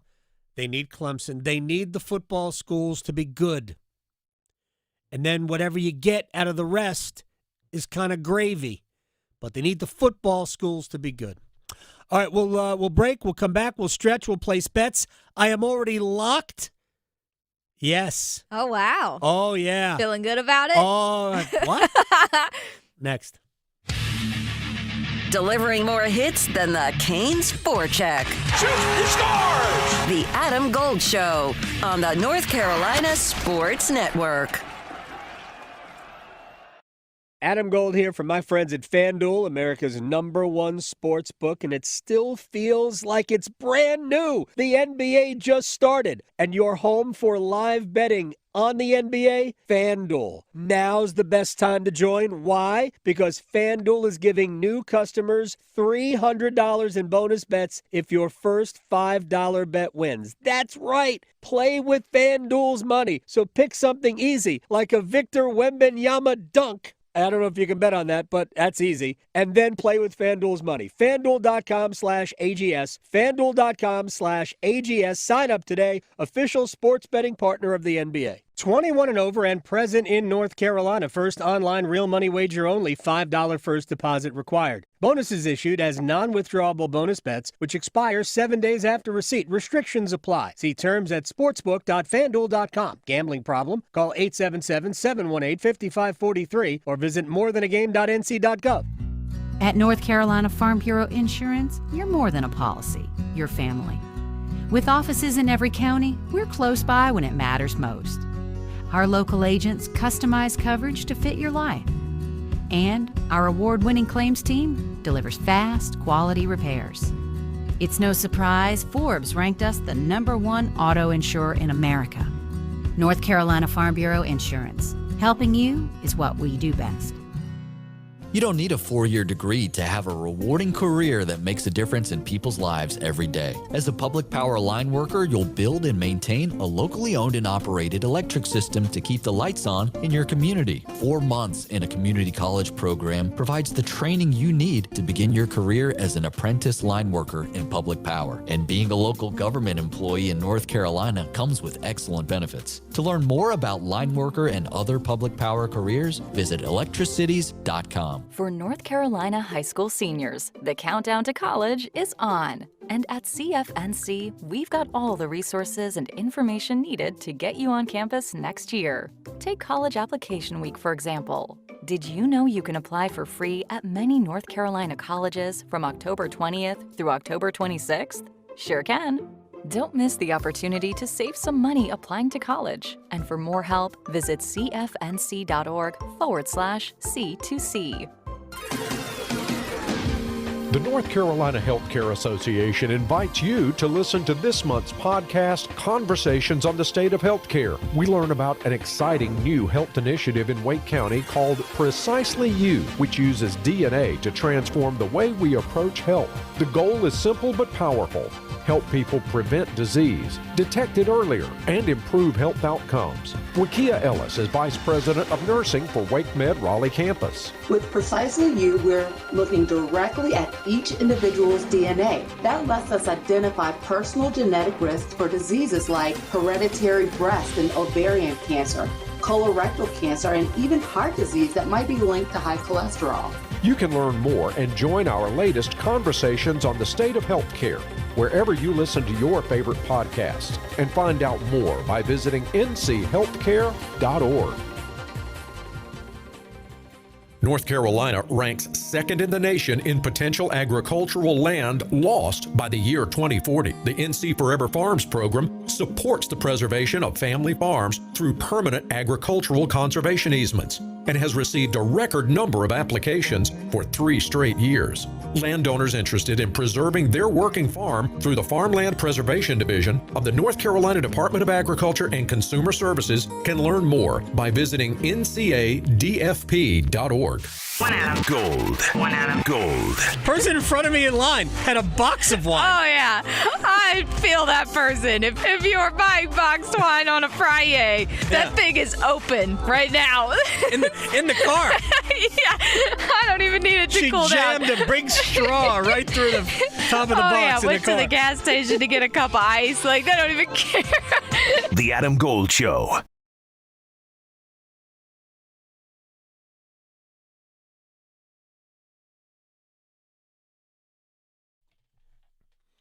It's the Adam Gold Show.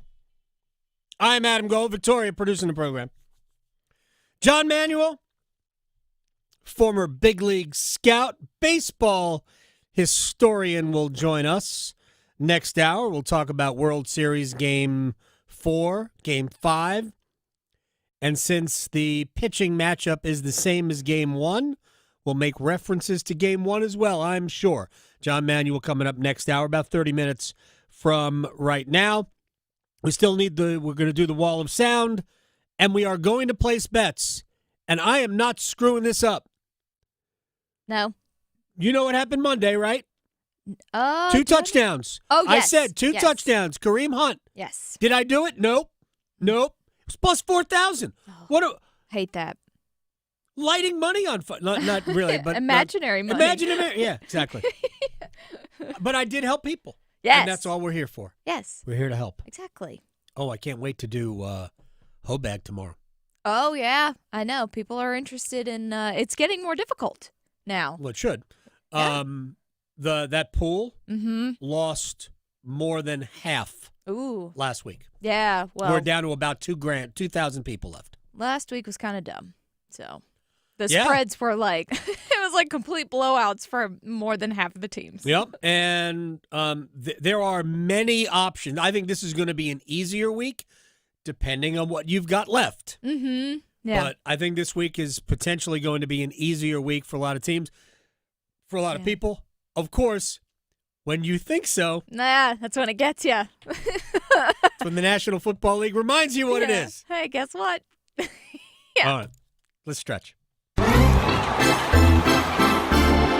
Well, I thought this was fascinating because with spooky season, I like to do spooky-themed stories, and a website put out some of the spookiest named places in America. So, of course, and they have each state, too. So, of course, I look at North Carolina's first, and our spookiest place is called Devil's Courthouse. So, I love that this... Okay, where is that? See, I would like to, I'll have to Google that because I did a little research. This article, I loved it. Oh, it's in the Appalachians, not the Appalachians. It's the Appalachian Mountains, Western North Carolina, because I was curious where these came from, like how these names originated. So, apparently, Devil's Courthouse is the name given to a 5,700 foot tall mountain in the Appalachians of Western North Carolina. The name also alludes to a monstrous creature from local lore that supposedly made its lair in a cave on the mountainside. So there you go, which kind of makes total sense. I mean, I went to school out in Western Carolina in that area at Boone, and yeah, there's a lot of creatures out there. So I could see people get a little bored and be like, did you see that? Did you oh, okay. Now, looking at the states around us, South Carolina, they have Gravedigger Road, which I don't know if that's because where, the monster truck guy used to live. Yes. But that would make sense. Also, Tennessee, if we're looking western, Skullbone. That's their creepy place. Virginia, Bloody Run Creek. Okay. And then some other interesting ones that I'm like, where do we come up with this from? Connecticut, Satan's Kingdom State Park. So, there you go. Also, Maine. That's blatant. I know, it gets better. Wait for it. Maine, Massacre Pond. Okay, I don't want to know what they do at that pond in Maine. And then this one just... Not going fishing there. No, don't want to catch any fish or something there. And Michigan, for whatever reason, they have a place called just hell. Like, what? Like, just that's it. And they say, while I was doing my research, the reason for that, hell is one of the best-known bizarre places in the U.S., and a popular legend will tell you that its founder once exclaimed, quote, "You can name it hell for all I care," and the name just stuck. There you go. Or another theory is the name is German, and it means bright in German. So, very different meanings for whoever you're asking. So, I don't know. But good luck if you go to one of those places. Now I'm curious. So if you know of any of these creepy places, let us know in the YouTube stream. I'm curious to know if you visited, because maybe it's a lovely place. I don't know.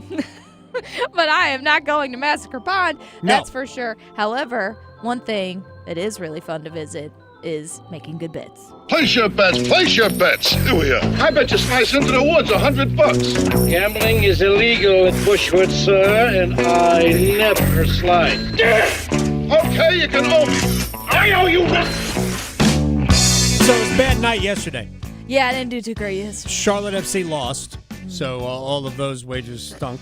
Yeah. Bradley Nadeau did not score, and Max Muncy did not hit an anytime home run. Yeah, no. None of those things happened. Therefore, we lost. Yeah. But I also, like I have all week, forgot to do anything. So, there's good and bad with forgetting. Right, you didn't 'Cause I'm actually old. lose too bad. Exactly. So, there you go. All right, start us off. Well, back to baseball. I'm going to go with one of my bets that did not come through for me yesterday. Ohtani did not hit a home run, but maybe he's now, slept a little bit. I know.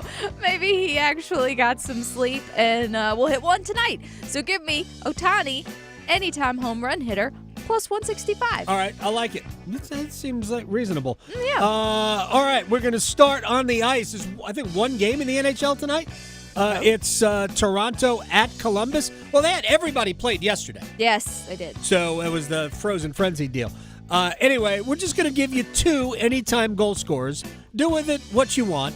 Adam Fantilli of Columbus, William Nylander of the Maple Leafs. If they both score, it's plus 800. Oh, okay. Well, yeah. So the baseball game, because these teams like to go back and forth with who wins and who loses, give me the Dodgers to win with Schnell on the mound. And I'm going to go over 8 because now they're hitting all the home runs when they feel it, plus 155. All right. We're going to give you a soccer bet right now. EFL Cup, League Cup in England. Crystal Palace playing at Liverpool. Liverpool cannot get out of their own way. Ismailius Sarr, anytime goal scorer. Crystal Palace to advance. So that might be through penalties. All they got to do is advance, and that is plus 480. Okay, Crystal Palace sounds much more appealing than some of these other places. Lovely. It's London. In that game, that hockey game you mentioned, give me the Blue Jackets to win that one, and I'll take over 6.5 plus 220. All right, tonight's baseball game, Game 5 World Series. Freddie Freeman, Ernie Clement, and Max Muncy, all 2 or more total bases. If that hits, it's plus 1075. Maybe a boost, too. Because your fantasy football team needs all the help it can get, the Adam Gold Show on the North Carolina Sports Network. Hey, it's Adam Gold from my friends at FanDuel, America's #1 sports book. We've hit the middle of the week. The NBA is in full swing. World Series Game 5 with a 2-2 series? Are you kidding? So much for you, especially new customers. And what an incentive we have for you today. Let's see what's behind door number 3. All right, new customers get $300 in bonus bets if your first $5 bet wins. Pick something fun. Pick something easy, win it, and cash in on FanDuel's money. $300 in bonus bets if your first $5 bet wins. FanDuel.com/AdamGold. FanDuel.com/AdamGold. Sign up. 21 and over and present in North Carolina. First online real money wager only. $5 first deposit required. Bonuses issued as non-withdrawable bonus bets, which expire 7 days after receipt. Restrictions apply. See terms at sportsbook.fanduel.com. Gambling problem? Call 877-718-5543 or visit morethanagame.nc.gov. The road to college football's national championship runs through 99.9 The Fan.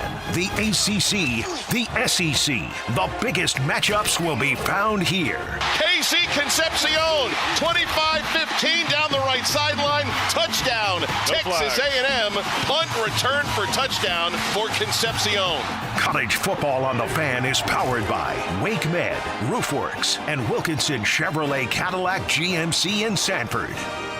YouTube TV customers, you could lose ESPN and the sports you love, including college football, college game day, Monday Night Football, NBA, college basketball, and more. Take action. Go to keepmynetworks.com to keep ESPN. Hey, it's Amanda here, and I'm back again with Coach Pete. Coach, I was embarrassed, I'm going to be honest, to start working with you because I don't know anything about the financial world. I don't know what these terms mean, but you brought it down to a level that I could understand, and not in a mean way, just in a, hey, this is what I do for a living. Let me explain this to you so that you can understand it and help, me invest my money. Well, if you don't understand what someone's talking about, you're really not going to understand what they mean. Yeah. And so you shouldn't need a dictionary to define what they're doing. I've tried to dumb it down. It's a term it's used sometimes in a bad way, but dumbing it down is a good way. Let's make it easy to understand. Amen. So we take the financial world, we run it through the computer systems, my head, and we come out with some easy ways to understand the complex matters that are explained. And many times some of the advisors try to make it complex to talk over your head. We're going to put it in your terms. We're going to make a plan for you. If you call right now, you'll understand exactly what you have. 919-794-7900.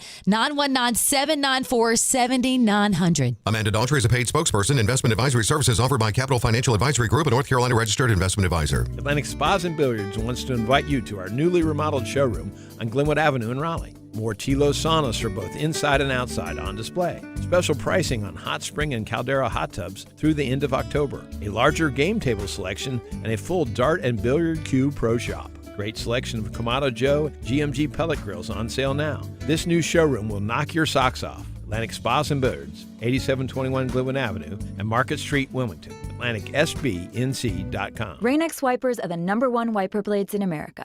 That means all kinds of drivers choose Rain-X. Big drivers in small cars choose Rain-X. Small drivers in big cars choose Rain-X. Drivers with long hair and short commutes choose Rain-X. Drivers with short hair and long commutes choose Rain-X. Drivers with pets on board, babies on board, and board babies on board choose Rain-X. Basically, drivers who love a clear view of the road all choose Rain-X wipers, the #1 wiper blades in America. This hour of the Triangle Sports Leader is powered by Ritchie Law Firm, injury lawyers. Ritchie Law is on top of it. Go to ritchielaw.com. That's ritchielaw.com. Broadcasting live from the Lenovo Studios. WCMC HD1 Holly Springs. 99.9 The Fan. The Triangle Sports Leader. There is a lot of smoke up in the New River Valley. We'll see. Really? I don't know if that's just because he's available and they've been motivated, and I don't know if he's just getting the conversation started, knowing that some other pieces will be going. That is one where I hear it and I'm like, man, that would be so great for Virginia Tech. Look at that. That is work. That is work. It is. Was he just Rusty's great. sitting over there like yeah, rubbing his hands together? Yes, just see waiting. how fast I could turn that around? Yeah. I guess. I mean, it was 30 minutes ago or something like that, a little bit less. Yeah, Still, it's so good. he's the best. Mm-hmm. Yeah, it was Chip Patterson from last hour. We got a lot to do. John Manuel will join us. We'll talk about the World Series. We have a Game 5 tonight. Best part about last night was that we know we have a Game 6. Yes. That is good. Game 5, I do not have a conflict with a Game 5. Even better. That's tonight. Game number 6, Friday. Mm-hmm. I do not have a conflict. Oh, what? I don't. That's There's crazy. I have no Friday night hockey. That's crazy. Game number 7, conflict. Oh, well, yeah. Hopefully, the games leading up to it don't, go another 9 innings. Yeah. See, this is why I'm glad the Mets didn't make the World Series. Ooh, yeah. Stress. Not really. Oof. Because that would be a problem. Could you imagine? Oh, that's a Game 7. Yeah. No. If that the I Cubs, couldn't watch. If the Cubs were in it, I might have to take the day off. I mean, honestly, I would still do the hockey game, but we would get to like the first intermission. Yeah. And I would just talk to Walt Ruff about like the Mets. Yeah. I know the Hurricanes are playing. I don't even know the score. But did you see this over here? Did you see Pete Alonso hit a home run? Mm-hmm. Never mind. Mm-hmm. It's time for the Wall of Sound.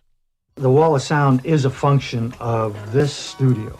There's no doubt about it. And we will go to the World Series, and we will listen to some college football sound here. But we will start with Carolina Hurricanes head coach Rod Brindamore. One of the things that he talked about after the game, and I've had a lot of people, talk about penalties. A good friend of the show and of the podcast, Matt Soma, was talking to me about penalties last night. What do you think about the disparity, blah, blah, blah. Let's hear. This is Rod from last night about the fact that it was Vegas 4-1 in terms of power plays, and Carolina's on a little bit of a downward run here. Yeah, the more disturbing thing is just the disparity now. And kind of, it's been pretty much all year. We're just constantly, in the box and not a lot of equal time. Usually it evens itself out, but it hasn't. And then part of it is when the other team was putting it on you, maybe it should look that way, but when we do it that way, I very rarely see us getting 4 or 5 more power plays. So that's concerning because you're not going to be able to sustain it if you're in the box that much more than the other team. It's like, to your point, it just puts way too much stress on your group. So there's a lot of that stuff that is true. And over the last 4 games, the Hurricanes have been in the box 20 times to the opposition's 13. So that's, almost 2 a game. Last night it was 4-1. In Colorado, it was 8-5 in favor of the Avalanche. The thing about that is that, it almost felt like some of the power plays were gratuitous. But, because for the lion's share of that game, the Hurricanes were, it looked a lot worse than 8-5. I think it was at one point it was 7-2 in terms of power play chances for Colorado versus Carolina. But over the first 5 games in which Carolina was 5-0-0, the Hurricanes went to the penalty or were on the power play more than their opposition. So it does speak to when Carolina is on top of their game, they do. Now, it's not egregious. It's rarely egregious. So in that regard, I understand what the head coach is getting at. But the perception and the reality sometimes are a little bit different. So over the course of the season, the Hurricanes have been shorthanded more than they have been, well, I guess, long-handed. But there is also an argument to be made that maybe Carolina doesn't want to be on the power play as much. When you were 2 for 29 before last night, now 3 for 30, sometimes you would like to not go on the power play, but obviously that's a joke. But so over the first 5 games, Carolina was, I believe, +2. Over the last 4 games, they're -7. There's some truth to what the head coach says, but maybe not over the entirety of the season. All right, to World Series Game 4 last night. Dodgers got an early lead, did not hold it, and Shohei Ohtani gave up. He was charged with 4 runs. I think he was charged with 2 runs in that, the 7th inning, when he faced 2 batters. They both reached base, and then they both came around to score against the bullpen. Here's Dodgers manager Dave Roberts. We knew it was going to be a great series. This team is talented. They're resilient. Talking about the Blue Jays, and they came back fighting. Caught an early lead, and Bieber, does what he does and used the cutter, spun us, minimized damage, limited traffic, and we really didn't get a whole lot of good swings. And conversely, you see these guys, grinding and using the whole field and putting some hits together, and obviously, the homer by Vlad, and that 7th inning, they built an inning right there, and we just didn't have an answer. So I think the takeaway is we saw Yasevich not too long ago, and so that's certainly information that we're going to use and expect Blake Snell to be better than he was in Game 1. They hope Blake Snell is better than he was in Game 1. Game 1, we'll talk about this with John Manuel.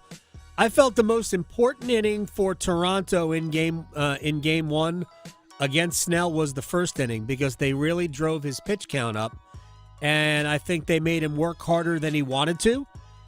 That shortens how long he'd be on the mound, but it also makes him use a lot of different pitches to get out of the inning, and you see more.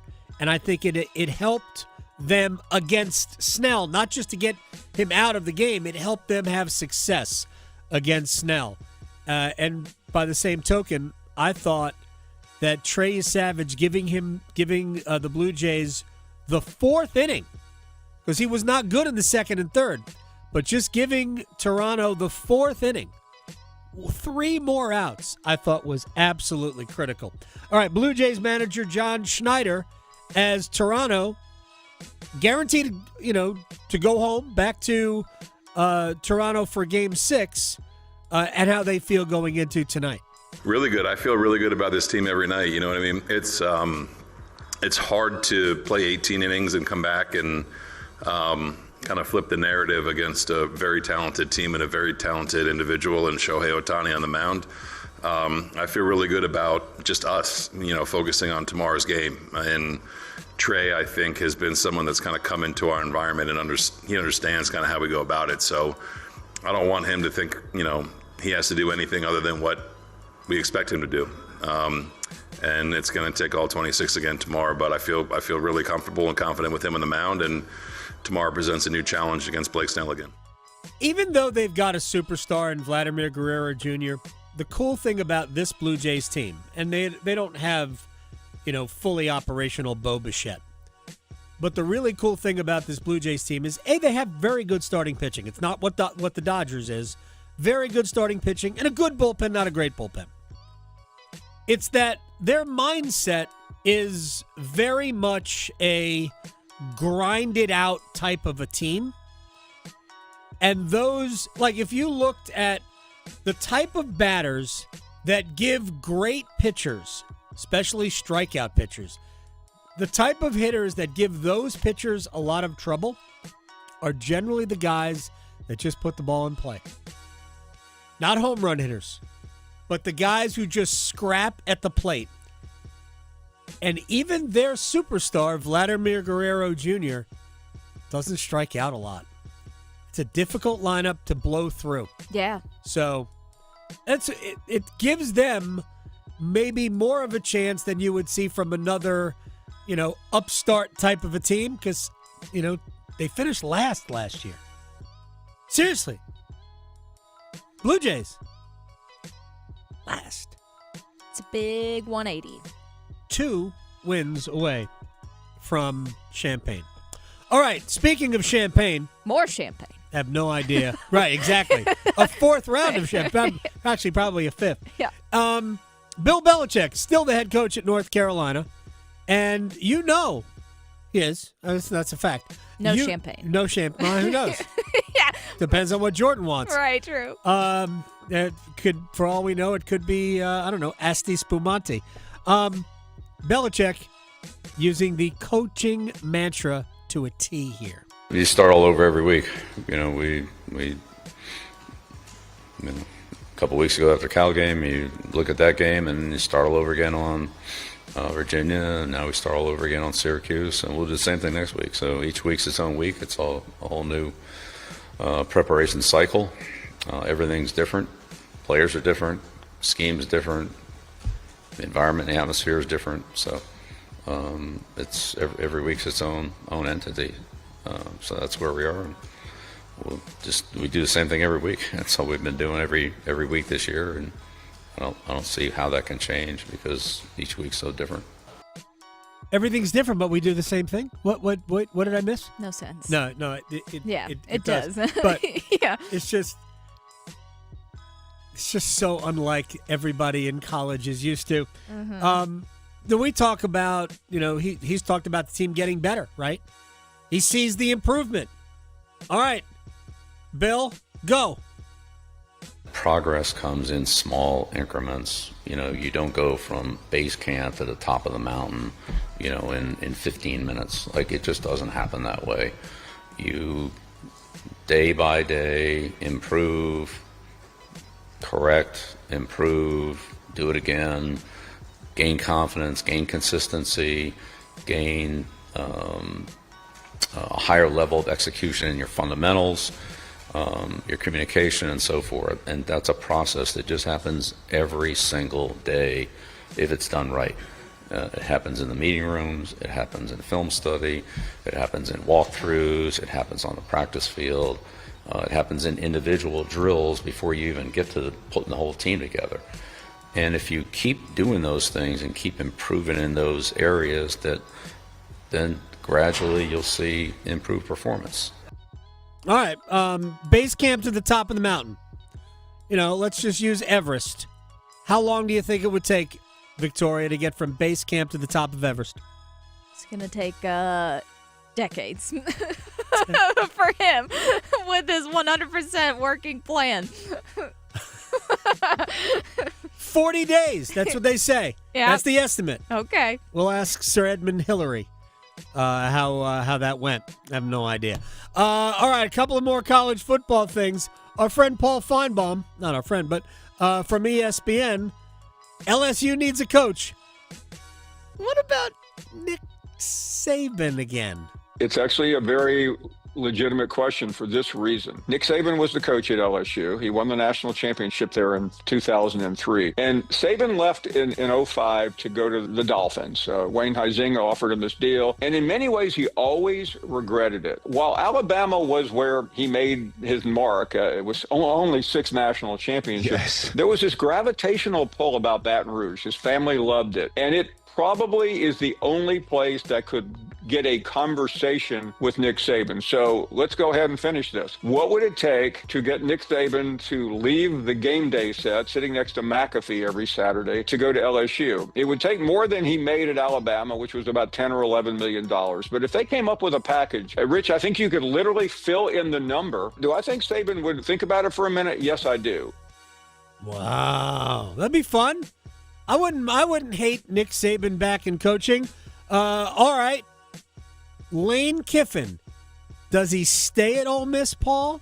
Lane Kiffin's team is capable of winning the national championship at Ole Miss, but there's something about this allure of other schools for Lane Kiffin. You know him well. He was maybe the youngest head coach ever for Al Davis with the Raiders.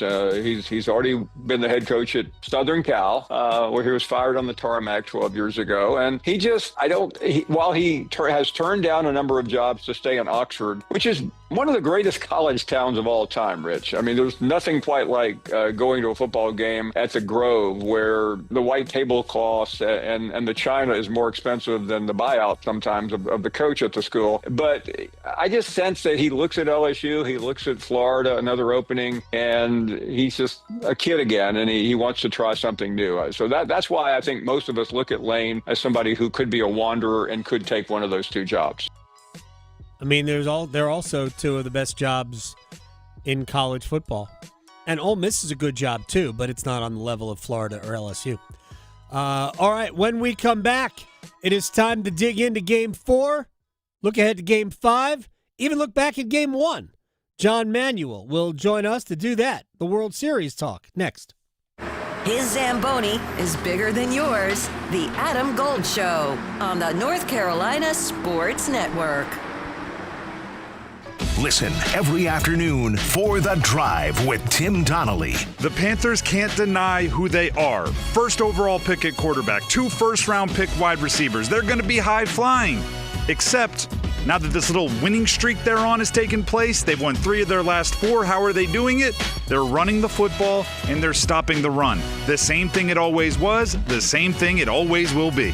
The Drive with Tim Donnelly, 3 to 6 on 99.9 The Fan.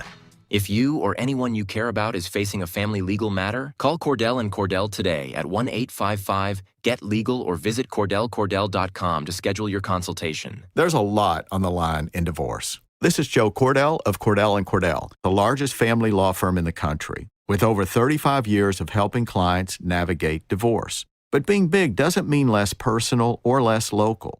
Our attorneys live and work in your community, and as neighbors, they understand the challenges your families face. Divorce touches all areas of your life: your home, savings, retirement, and of course, kids. So when you find yourself facing divorce, you need a partner you can count on. Visit CordellCordell.com to schedule your consultation. If you or anyone you care about is facing divorce, contact Cordell and Cordell today. With over 100,000 clients served, we understand the challenges you're facing on a personal level. Call Cordell and Cordell today at 1-855-GET-LEGAL. That's 1-855-GET-LEGAL. Joseph Cordell, licensed in Missouri and Illinois. CordellCordell.com. I'm Scott Hansen, host of NFL Red Zone. Lowe's knows Sundays are for football. That's why we're here to help you get your next DIY project done, even when the clock isn't on your side. Whether that's a new Filtrete filter or Bosch and Cobalt power tools, Lowe's has everything you need to feel like the MVP of DIY. So get it done and earn your Sunday. Shop now, in-store and online. Lowe's, official partner of the NFL. You're still glowing, flirting, grooving. You still got it. But your immune system weakens as you age, making it harder to fight flu, pneumococcal pneumonia, RSV, and COVID-19. Vaccines are a key part of any health routine and help strengthen your immune response. Ask your doctor or pharmacist which vaccines you need. Schedule in minutes at vaxassist.com. Sponsored by Pfizer. YouTube TV customers, you could lose ESPN and the sports you love, including college football, college game day, Monday night football, NBA, college basketball, and more. Take action. Go to keepmynetworks.com to keep ESPN. What does it mean to win this award to you? It means a lot to me, just being recognized for all my hard work on and off the court. The Coastal Scholar Athlete of the Month from 99.9 The Fan and Coastal Credit Union. To nominate your athlete, text AWARD to 919-860-5326. It's a classic odor tale. You fried fish for dinner, cleaned up, but the smell is still in the house. And the neighbors are coming over for game night. They're on their way. And then you spray Febreze Air Mist. Febreze Air starts working instantly to fight even your toughest odors, so you go from fish to fresh like that. Now, all you have to worry about is Pam cheating at charades. Breathe happy, Febreze, la la la la la. Finding great candidates to hire can be like, well, trying to find a needle in a haystack, but not with ZipRecruiter. Its powerful technology actively finds and invites qualified candidates to apply to your job. So while other companies might deliver a lot of hay, ZipRecruiter finds you the needle in the haystack. See why 4 out of 5 employers who post a job on ZipRecruiter get a quality candidate within the first day. Try ZipRecruiter for free at ZipRecruiter.com/free. That's ZipRecruiter.com/free. This is Adam Gold. You know, soap attracts dirt, right? That's what soap does. It attracts dirt. Right now, Bill Belichick is soap. That's what he is. Yeah. He's soap. Yeah. He's attracting all this dirt. Or he's like an overripe banana and it's attracting all these gnats. The Adam Gold Show.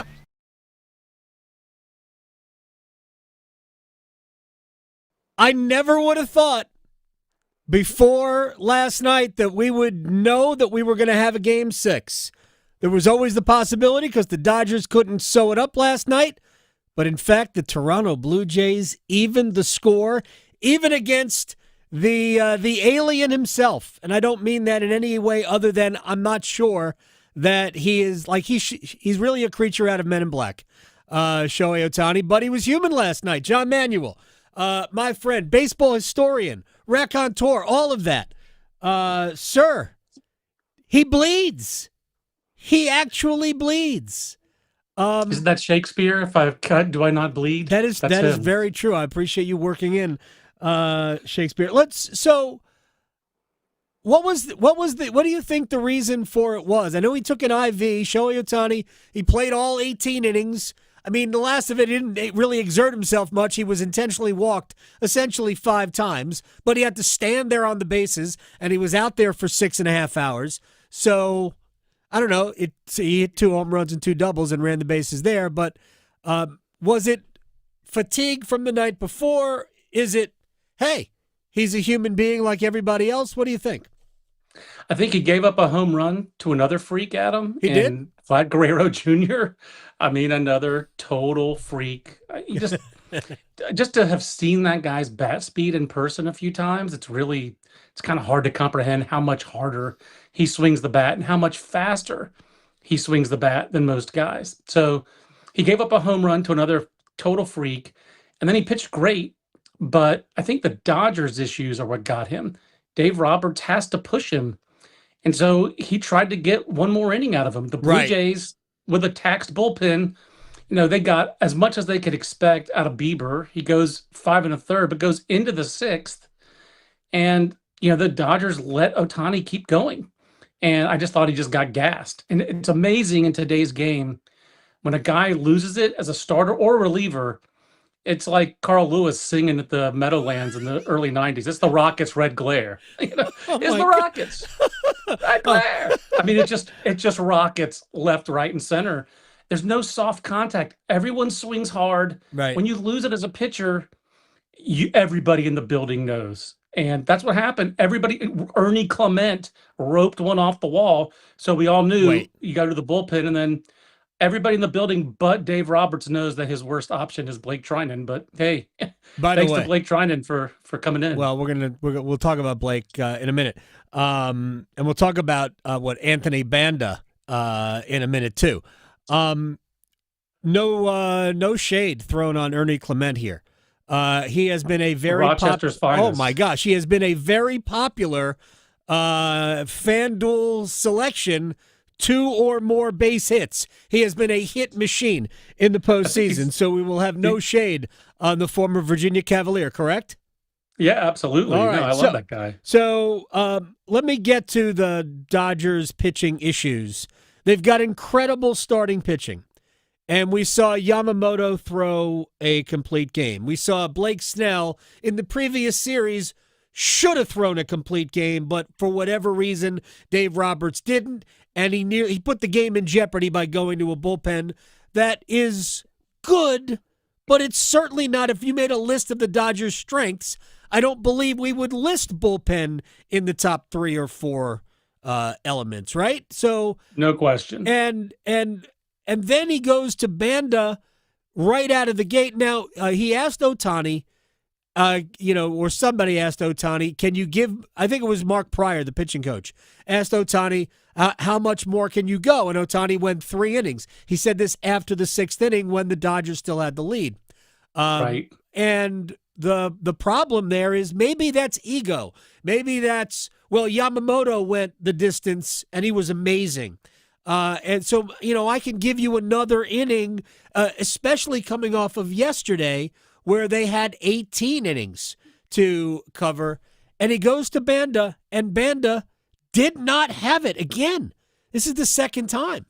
And he was a huge part of last postseason. Yes, he was great. Anthony Banda, and he had a good regular season. It wasn't amazing, but he had a good regular season. He's been consistent for them for 2 years, which is the number one thing you look for in a reliever. I mean, it's just a very volatile position. So Anthony Banda, former Durham Bulls legend, by the way, 2018 Bulls with Willie Adames and Kean Wong. When that team was a really good. Brandon Lau was on that team for the Bulls. It was a loaded team. They were fun to scout. I saw them 18 times that year. But Banda has been through it. His off the field story is really interesting. But, he was a free agent last January, pitched down at Tread, which is an indoor facility, like a driveline type place. And I saw him throw a bullpen. I talked to him. I really wanted my old organization in Minnesota to sign him. The Dodgers went, and I think actually he was signed by Cleveland and was cut. And then the Dodgers got him. So he's really found money and he's become consistent. But those kinds of relievers, they just have a shelf life. And I think we're seeing that Anthony Banda, he might be at the end of his shelf life because he's in that kind of their B bullpen. Their B bullpen has been terrible. So and they've been outscored. The Dodgers have been outscored. We've really played 5 games because game 3 was 2 games. Right. But in the first 9 innings of games, the Blue Jays have scored 11, and Yamamoto shut them down, and then 5 and 6. They're consistently getting to the Dodgers starters in a way that no one else has gotten to them in the postseason. And I think that's why this is such a good series so far. Yeah, and I mean, Toronto, their offense is their calling card. They have good starting pitching, and we're going to see a rematch of Game 1. We'll get to that in a second. But ultimately, this is a team that grinds out at bats. They make you work, which is what I thought was the key for them in Game 1 when they won it. And I guess we can transition there because in Game 1, they made Blake Snell work hard early. And that's why he couldn't last. And that's why ultimately Toronto ended up in front of this series, and that they haven't trailed yet.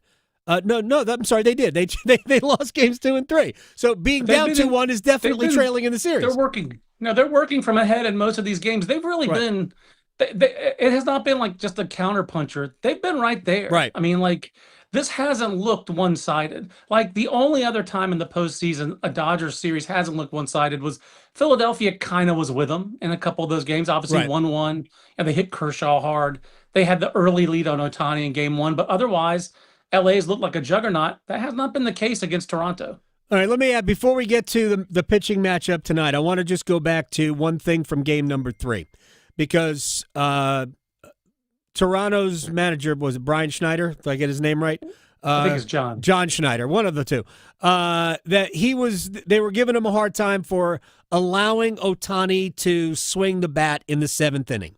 Here's the way I looked at it, because you have to think about the consequences of intentionally walking Ohtani, and I get it. He was locked in. He went double, homer, double. Then the double that plated the 3rd run that made it 4-3 was roped to left center field.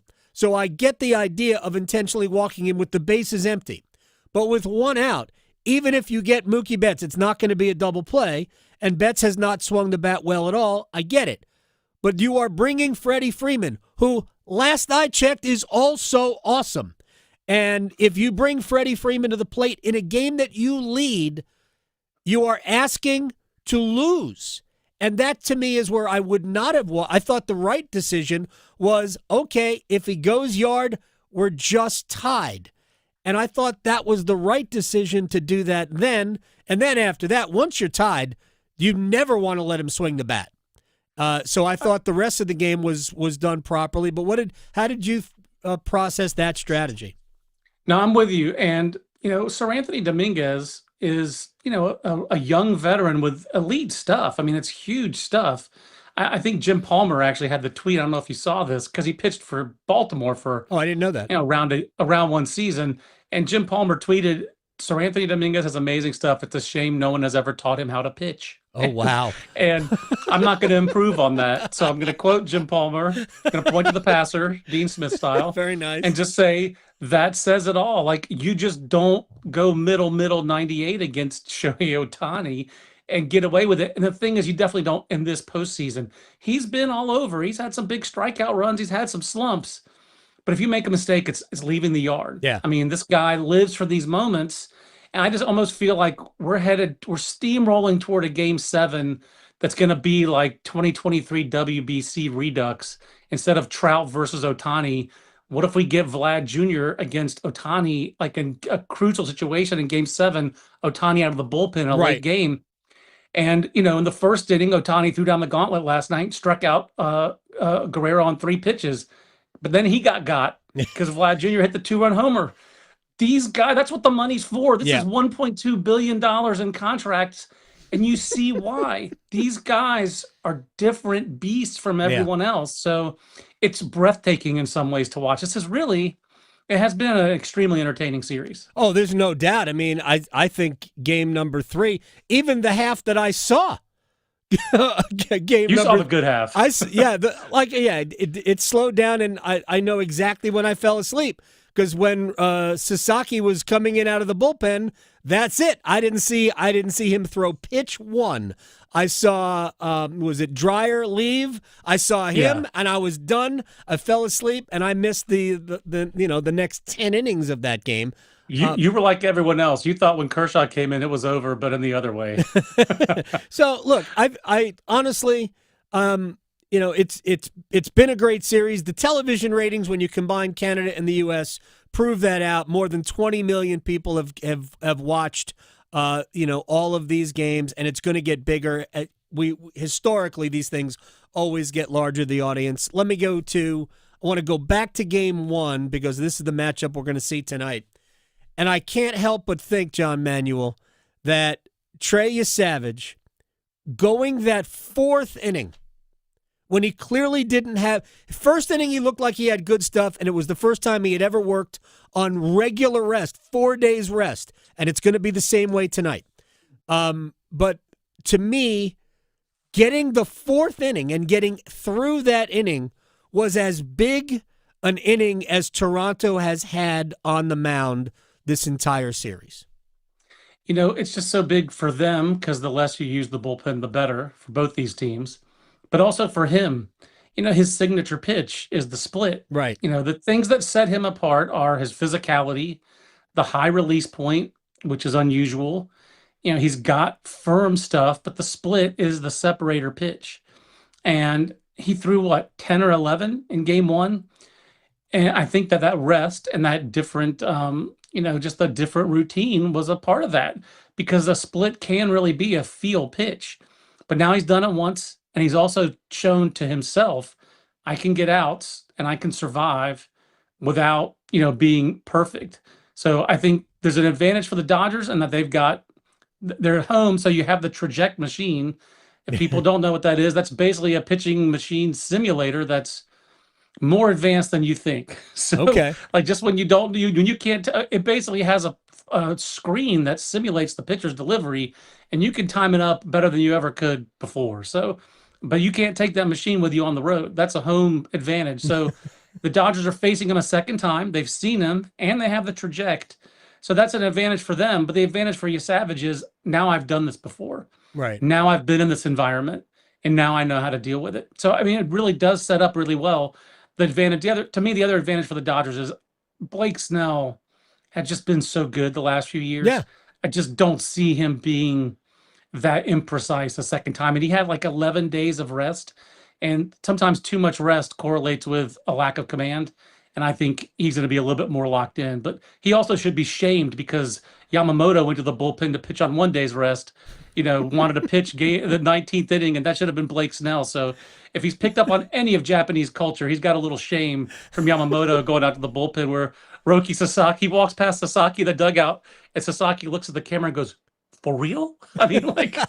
Nobody could believe it, but that's the kind of thing that can lift a whole pitching staff. So I expect we're going to get Blake Snell's best in Game 5. Oh, I think we will too. We'll see if Toronto can grind out at bats and make him throw 20-plus pitches in the first inning. It was nearly 30 pitches, I think. Yeah, in it was the up to first 30, inning. and that really did. I think it had an effect. Oh, I thought the fourth inning for Savage, who did get Ohtani on a split finger fastball to strike him out, right, to lead off the game.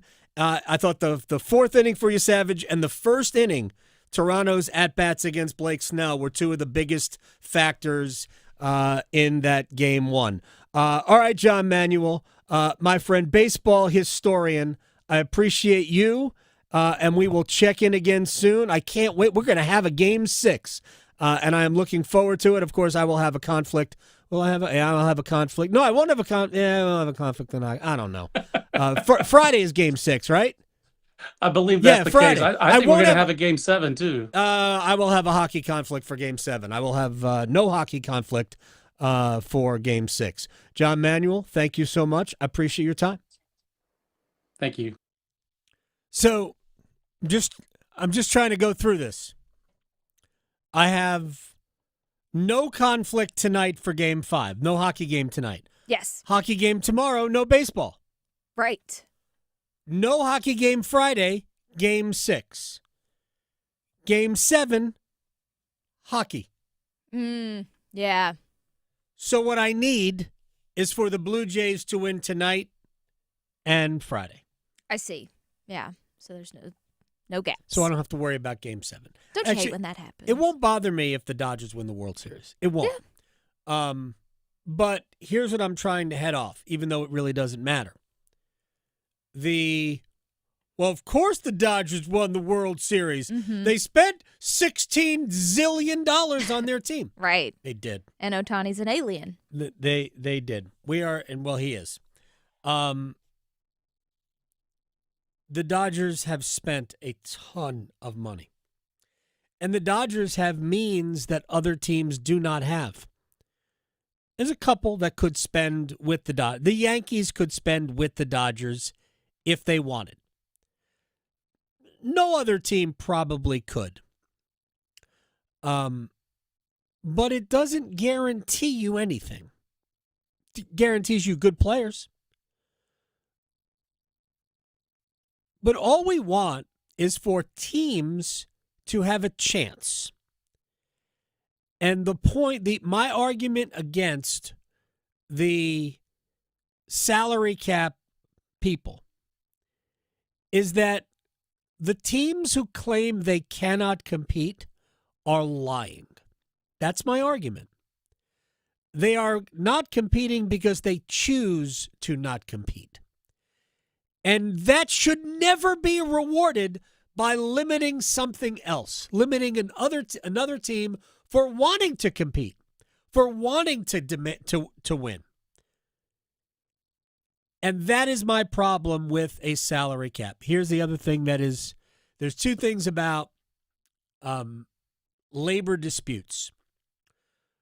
The first is, and I'm not talking about like a factory and its workers, okay? That is management versus labor.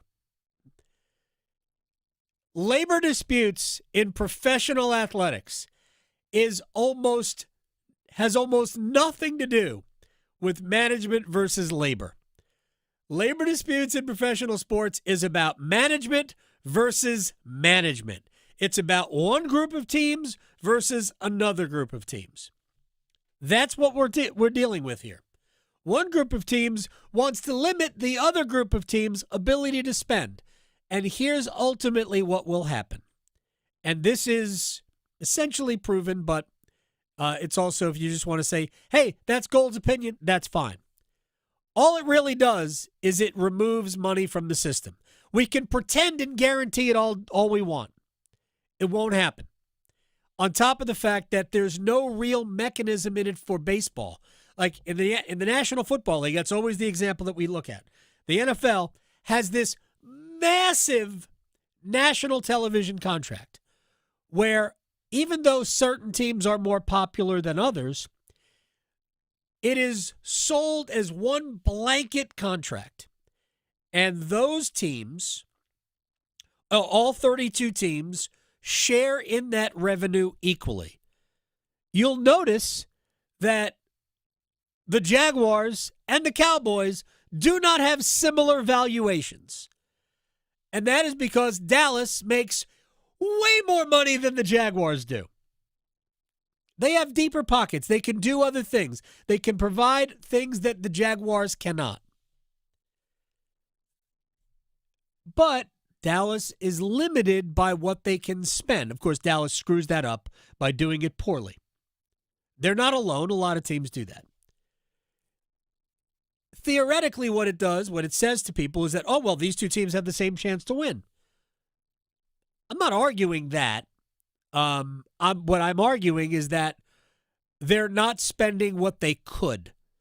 The players lose in these situations. So if you are pro-salary cap, you are simply, in my opinion, but I've talked to a lot of people about this, you are simply saving billionaires money. Aces. And by the way, a salary cap does not guarantee competitive balance. Nope, doesn't do that. Baseball's got more competitive balance than the other leagues anyway. Shocking. When we come back, Shane Willis on the best things about last night and the worst things about last night's Hurricanes loss to Vegas. Next. His Zamboni is bigger than yours. The Adam Gold Show on the North Carolina Sports Network. Adam Gold here from my friends at FanDuel, America's #1 sports book, and it still feels like it's brand new. The NBA just started, and you're home for live betting on the NBA? FanDuel. Now's the best time to join. Why? Because FanDuel is giving new customers $300 in bonus bets if your first $5 bet wins. That's right. Play with FanDuel's money. So pick something easy, like a Victor Wembanyama dunk. I don't know if you can bet on that, but that's easy. And then play with FanDuel's money. FanDuel.com/AGS. FanDuel.com/AGS. Sign up today. Official sports betting partner of the NBA. 21 and over and present in North Carolina. First online real money wager only. $5 first deposit required. Bonuses issued as non-withdrawable bonus bets, which expire 7 days after receipt. Restrictions apply. See terms at sportsbook.fanduel.com. Gambling problem? Call 877-718-5543 or visit morethanagame.nc.gov. At North Carolina Farm Bureau Insurance, you're more than a policy. You're family. With offices in every county, we're close by when it matters most. Our local agents customize coverage to fit your life. And our award-winning claims team delivers fast, quality repairs. It's no surprise Forbes ranked us the #1 auto insurer in America. North Carolina Farm Bureau Insurance. Helping you is what we do best. You don't need a 4-year degree to have a rewarding career that makes a difference in people's lives every day. As a public power line worker, you'll build and maintain a locally owned and operated electric system to keep the lights on in your community. 4 months in a community college program provides the training you need to begin your career as an apprentice line worker in public power. And being a local government employee in North Carolina comes with excellent benefits. To learn more about line worker and other public power careers, visit electricities.com. For North Carolina high school seniors, the countdown to college is on. And at CFNC, we've got all the resources and information needed to get you on campus next year. Take College Application Week, for example. Did you know you can apply for free at many North Carolina colleges from October 20th through October 26th? Sure can. Don't miss the opportunity to save some money applying to college. And for more help, visit cfnc.org/C2C. The North Carolina Healthcare Association invites you to listen to this month's podcast, Conversations on the State of Healthcare. We learn about an exciting new health initiative in Wake County called Precisely You, which uses DNA to transform the way we approach health. The goal is simple but powerful. Help people prevent disease, detect it earlier, and improve health outcomes. Wakia Ellis is Vice President of Nursing for WakeMed Raleigh campus. With Precisely You, we're looking directly at each individual's DNA. That lets us identify personal genetic risks for diseases like hereditary breast and ovarian cancer, colorectal cancer, and even heart disease that might be linked to high cholesterol. You can learn more and join our latest Conversations on the State of Healthcare wherever you listen to your favorite podcast, and find out more by visiting nchealthcare.org. North Carolina ranks second in the nation in potential agricultural land lost by the year 2040. The NC Forever Farms program supports the preservation of family farms through permanent agricultural conservation easements and has received a record number of applications for 3 straight years. Landowners interested in preserving their working farm through the Farmland Preservation Division of the North Carolina Department of Agriculture and Consumer Services can learn more by visiting ncadfp.org. This is Adam Gold. 80-second mark, I scream in the booth. I screamed in the booth. Why the heck is he still on the ice? Did you say it in Finnish? I should have. Yes. No, he wouldn't. He curses in English. He does. All right, 2 seconds later, he scored. Yes. And I went, oh, that's why. That's why. The Adam Gold Show.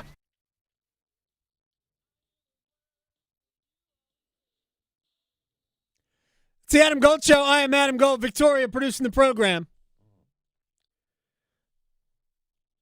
Hurricanes lost for the 3rd time in their last 4 games last night. 2 of those to the Vegas Golden Knights, who, for my money, are the best team in the West.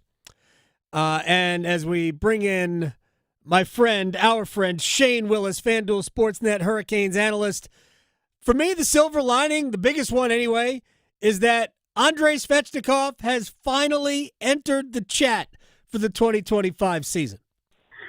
I liked his game last night. I did too. I mean, everyone, I'm getting text messages like, oh, you got penalty. I'm like, yeah, they're just those ticky-tack penalties that get called every situation. I mean, probably could have got called the other way too. And I loved his effort last night. I thought his first 10 minutes were the best 10 minutes he's played all season. Yep. To get that many shots. And Mike and I were just doing Canes cast a little while ago, and I said, Andre is the type of player that when he's skating and into those holes, 4 or 5 shots a night is where I want to see him on a consistent basis. And if he's getting that, then the puck starts going in and it starts rolling the other direction. I'm not concerned about those penalties last night. He wasn't running around out of position. And, so from a good point, I liked the way and liked his game last night and where he was. Yeah, for me, yes, they were penalties, letter of the law, but by the same token, both of them could have not been called. They were. And maybe that's just because it's Andre. I don't know. Maybe it's because Carolina got the first power play and they scored immediately on it. I'll ask you about the power play in a second. Should both of them been called? Probably not. I thought the second one was actually more of a penalty than the first one. I thought the first one was embellished by whoever had his hand brutally slashed by the tap of the stick blade from Andre. What did you think about Carolina's awesome power play? 2 seconds. Only took 2 seconds to score. I love it. Just win the face-off and shoot in the net. We can't get much of a read on the power play last night because that was all we saw. Right. It's obviously the talk of the locker room. They're looking at it. They're working on it. And it's one of those things that just is surprising to me because of the amount of talent that you have on the ice. The ability these players have, this goal scoring, all those type of things, that it's just not connecting at this point. Plenty of time left to turn it around as you continue to watch video and look at things. But that's probably the one surprise for me. I mean, the way I look at it, and look, I'm not an expert. You certainly know more about this than I do. There's puck movement, but there's not as much player movement. I watched Vegas's power play, and we saw 4 opportunities. They scored on 1. There's just so much player movement for them. You never know where Mitch Marner or Jack Eichel or Pavel Dorofeev, you just never know where they're going to show up. They move throughout the offensive zone so much, and I don't believe that it's taught to be stagnant. So I just think that it's maybe the players. They just need to. I have no idea, but that to me is the biggest difference. Yeah, they definitely have a ton of movement in their power play. You could argue the fact if you watch the Caps power play, they don't move at all because they just got the shooters off the side. They're just trying to find a seam and they're unloading, right? Which is a little bit more of a simple play. But to me, when I watch the Canes, the puck movement's around, and you just kind of want somebody to take the reins and rip it, right? And continue to shoot and continue to kind of almost go back to our theme last year, cause chaos, right? Get 2 or 3 shots, keep getting the puck back, pass around, shoot again, and continue to just fire. Right now, it seems like they move the puck around great, then it's one shot, and it's kind of that one and done scenario we hear talked about a lot. Right. But yeah, I'd love to see a little bit more chaos, a little bit more movement, but definitely more shots, an abundance of shots, I guess you will, and kind of quicker. I'd love to see the power plays just roll, both units just back to back, and not get whistle, then you stay out there for a minute, then they get shot down, then you get the second unit gets 20. I just think it needs a little bit more. Shane Willis is joining us here on the Adam Gold Show. A couple of more minutes. Alexander Nikishin played 27-33. I don't think it's a stretch to say that was his best performance as a Hurricane. The ice time, I always tell people, you want to know what the head coach thought of somebody's game? Look at his ice time. And I mean, it didn't have to be Alexander Nikishin playing 27-33. Could have been Sean Walker playing that because he's done that already this year. But I thought that was the best he's played. I agree. I think there's still, the young guy mistakes that he's going to make. But I think the conversation he's been having with Tim Gleason is everyone who comes in wants to play more. He's like, play me more. And, obviously circumstances last night initiates that with, the injuries in and out, right, and then the penalties. But playing that amount of ice time, as I've always said from a player standpoint, it's hard to get better if you're sitting on the bench. So being thrown into a game like that against a very strong Western opponent in Vegas allows him to continue to gain that speed and knowledge of the NHL. There is a huge difference. KHL to NHL, in my opinion, it's still a huge difference. Yes. Everyone thought it was going to be a magical, transition in for him. There are going to be, learning curves and bumps for him along the way. But I agree with you. I liked his game against Vegas. I thought he was physical. I thought he played well defensively. And now you go in against the Islanders team. You just now want to see him start building that consistency with the amount of minutes he gets on the ice, continuing to find those areas and utilize that great shot he has as well offensively. All right, one more thing for Shane Willis. You've scored in this league. Nick Ehlers has scored in this league, but he's with a new team and he hasn't scored through 9 games. Give me a sense of what he's going through right now. I thought last night that he looked like he was pressing, and he kind of crossed up Sebastian Aho. I don't know how many times. Certainly 2 or 3 that led to turnovers and just loss of possession, even if it wasn't dangerous the other way. That line's got to be more dangerous. Yeah, that's the sense I had for the whole team last night as I watched in the corner and it was tied and they had the lead. I still didn't like the feel. I thought all of them to a whole were, forcing plays and not just, putting it to their strengths. And there were shifts when you saw what Rod Brennamore wants to see, but then it was just a little bit too loose with what they were doing with the puck, with the way they were managing and things like that. And for a player like Ehlers, I looked at his stats last night before the game and talking on FanDuel in the pregame show. Same number of shots right now he has compared to last year through 8 games. So I'm not really concerned about that. I think the line continues to build chemistry, and he's such a great playmaker. I think that's one thing probably that stood out to me the most. Coming in, I think everyone thought about goals and scoring, but didn't maybe realize how good of a playmaker he was. Was he a little bit off last night? Sure. Was the line a little bit off? Sure. But I still like the creativity of that line and what he brings to those two. And eventually he's going to flip back. Someone's going to find him. He's going to score one, and he'll have 2 or 3 on the score sheet. I think that line is too dynamic for him not to have a goal sooner than later. But he is a playmaker, so I'm not concerned about that. I love the way he possesses the puck, but agree with you. His game, along with a few others, was a little too loose last night and not responsible enough with the puck. Yes, we will leave Taylor Hall alone for the rest of the day. Shane Willis, Hurricanes color analyst, FanDuel Sportsnet. I'll see you at the rink tomorrow. Big game against Matthew Schaefer and the Islanders. I can't wait to watch that kid. I think the youngest player in the league, and he is absolutely killing it with New York. Yeah, he's been dynamic for the Islanders. They suffered a tough loss last night in Boston after having a solid run at home, but he is really dynamic. Bo Horvat is red hot right now with his stick shooting pucks in the back of the net, so it's going to be a tough test. And, Vegas leaves, you're not really concerned about the West, but a Metro Division rival coming in, you want 2 points and kind of to right the ship after 2 straight losses. Shane Willis, my friend, I appreciate your time. I'll see you later. Thanks, Adam. We appreciate Shane Willis's time. Real quick, we have a little bit of an update from Panthers camp today, or practice today. Bryce Young, full participant. Now, I don't know if that's Lamar Jackson full participant or if it's actually full participant. Like the whole, I've seen a number of people say John Harbaugh shady because he said, oh, that was a mistake. It was a staffer, like an intern, somebody who just said he was full participant, but he really wasn't. Yeah, okay. That's fine. But Bryce Young did practice in full. Andy Dalton did not. Thumb injury, apparently he sustained in the first quarter of the game against Buffalo. That information comes courtesy Dennis Cox, the disappearing Dennis Cox. Anyway, tomorrow on the program, a little high school football, and our friend Ryan Wilson. We'll talk NFL with him. Plus, your Survivor Pool pick. Yeah. Thank you, Victoria. Because your fantasy football team needs all the help it can get, the Adam Gold Show on the North Carolina Sports Network.